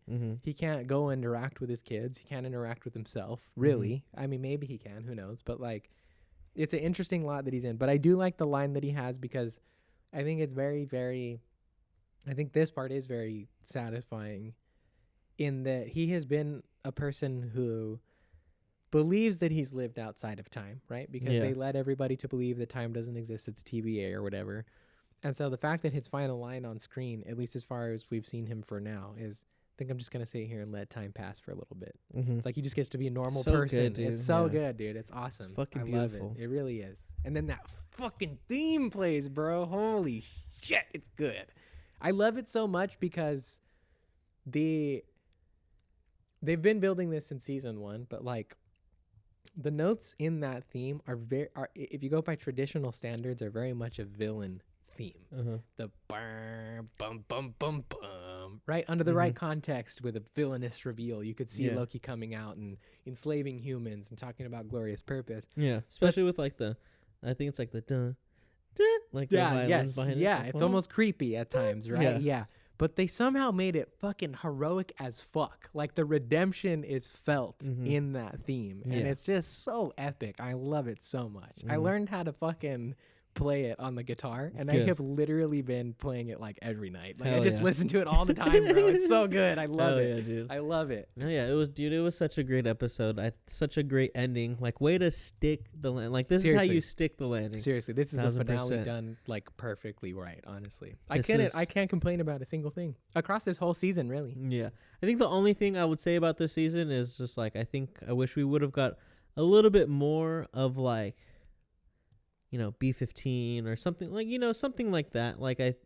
Yeah, I will say or like Sylvie a little bit. I was gonna say, Sylvie, for me, it's Sylvie. Yeah. I don't care so much about B-15. That's fine. She can be the role that she is. I don't think she needs to be super fleshed out. But I will say that I think Sylvie was underutilized, and I thought the way that they did use her was also just annoying to me.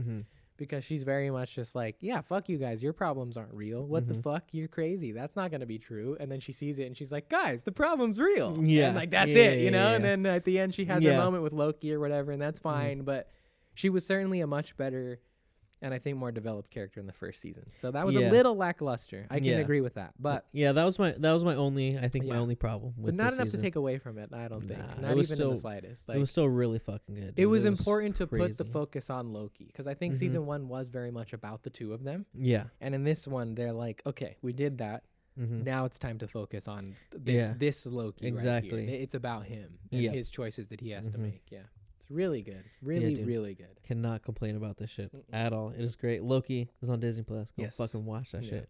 If you guys have not, I don't know what the fuck you're doing. Go watch it right now. You're tripping the fuck out. And I think it's also something that you don't have to have like a bunch of knowledge of outside Marvel stuff to like enjoy. I think it is kind of self-contained enough to where you can enjoy it and it's not like, I don't know. The only reason I don't say that is because it's very much a continuation of what happens in Endgame, and you cannot watch Endgame without seeing basically all of the MCU. I guess. Like, if you go from, I would say, even if you try to just go from Thor to this, it's not really going to make sense because he kind of just like pops out of nowhere with the Tesseract, and then it's off we go. Yeah, that's true, I guess. But I think, like, story-wise, yes, it's self-contained. But if you do want all of the fun little Easter eggs and stuff like that, you certainly need to know what happens. Yeah. True. But very true. That's where we are, man. Part of it's a double-edged sword. It is what it is. It's cool, and it's not cool. Yeah. I think it's awesome. But I also get it, too. It's like, who wants to watch fucking... At this point, well over 100 hours of content just to be caught up on some shit, If you wanted to watch the actual, like, movies and TV shows themselves, like you said, you could very easily watch, like, a 10 to 20-minute video and be caught up in, like, that. But yeah. To get all the little things. It's probably better to watch I would agree. Stuff. Yeah. I would agree. Yeah. But, yeah, do you have anything else for the people just before we get out of here? Go watch Loki. Definitely go watch the Marvels. Go support that movie in the theaters. Start going back to the movies because the SAG-AFTRA strikes are coming to an end as well. That is also finally coming to an end, so we can get back to business. Let's get down to business to defeat the Hollywood executives. The Huns. But yeah, go to the movies. Go watch Loki. Yeah, the 11 out of 10 for me, man. Got no complaints. Far exceeded my expectations. Yep. Yeah. I would agree. 11 out of 10 broke the scale. Yep. It doesn't even exist on the scale anymore. That's how Loki it is. It exists outside of the scale. It's just so good. It exists outside of time and space. It exists outside of the time. You cannot scale for infinity, bro. I would agree. Yeah. But yeah, guys, that was episode number 81. Crazy. You already know where to follow us. If you've been listening to us, YouTube, Spotify, Apple Podcasts, 2i4TV, TOOHIGH 4TV. And you got to know that it's the number 4, the symbol. Don't spell it out. Don't put your little F. Don't put your little O. Don't put your little U or your R. I've gotten so good at like writing the number 4 backwards because of like every time I just do this. Yeah, you better not spell that shit out because if you do you won't find us. It's 2i4TV, TOOHIGH. I think that's the first time I've ever messed it up. TOOHIGH 4TV. That's how you know we've been doing this a long time. It's the number 4, motherfucker. The symbol, the symbolic number. YouTube, Spotify, Apple Podcasts, Instagram, all that shit. Go check it out. Episodes come out on Friday on YouTube and also on your favorite podcast platform. Wherever you consume. Wherever you get your podcast. We'll be there. We shall. We'll be watching and we'll be waiting. Waiting in the corners of the multiverse. Just like Loki. I enjoyed this episode, dude. I enjoyed this, getting to sit back and... Oh, yeah? Did you have a good time? Yeah, this was great, dude. It's way better, right? I liked it a lot more. That's going to be even better once we get the truly hands-free thing. Truly hands-free. And we can just be here and be like, hey, what's up, guys? Here's my left and my right hand. If we want to sit up, we can be here, right? If we want to sit back, we get really into it. Oh, yeah. This is the point I have to make right here. Yeah, exactly. Fucking A. Hey guys, that was episode number 81. Go and follow us and go and tell us hi and go and tell us how your day was and tell us what your favorite dessert is and go and tell someone that you like their shoes. Because mine's cheesecake. Cheesecake? Oh, yeah. I like yellow cake. What is yellow cake? Yellow cake with the chocolate frosting. Oh, like yellow, like on the inside it's yellow? It just looks yellow. Okay. Like it's more golden, but it's just like the yellow cake. Yeah, I got you. With chocolate frosting. That is the best combination out there. Better than anything. Except for cheesecake. Fuck cheesecake. Why you gotta fight with me at cheesecake? You know I like to go there. Drake line? How did I know? I don't even know that it's Drake, and I know that it's Drake. Yeah, it's why you gotta fight with me at cheesecake? You know I let it go there. Say I'm acting light skinned. I can take you nowhere. This is a place for families who drive Camrys and go to Disney. They don't need to know. They don't need to know about our business. You wildish. You super childish. I go to TVS for Kotex with my Bugatti. You gotta understand. You try to hide something. something. He like hid the keys from his girl or whatever. I hid the keys so you can find it. Then you find it. Awkward silence. Mama used to say that something real good. Oh, do you like that shit? Don't make me get you back to the hood. My favorite thing still to think about in like rap songs is like how fun it must be to just do the ad-lib session afterwards. Oh yeah, just to be in there like, huh, yeah. Mm-hmm. Dude, Travis Scott. Probably Travis so fun. Yeet has some crazy ad-libs. Playboy Cardi has some crazy ad-libs. 21. Yeah. 21. Yeah. Can you do something for me? That one I know. Yeah. I've heard that plenty of times. You know the why you gotta pay me a cheesecake. That's fucking, you for sure have known that one. If someone plays that song. Have you song, said that one before? You for sure have heard that song before. If I were to play that song, it also just sounds. I said bounce that shit like whoa. Oh yeah, I do know. I said bounce that shit like whoa. Yeah. It also just sounds like a Drake one. Yeah, it is a Drake one. Yeah, but it's great. Yeah. Why do you have to fight with me at Cheesecake? I like to go here. I really like to go here, and all of a sudden we go here and you're arguing. Mm-hmm. Now you're messing up the place that I like to go to. Yeah, it's good. God damn it. God damn it. But yeah, guys, we are motherfucking out of here. Laters. See ya.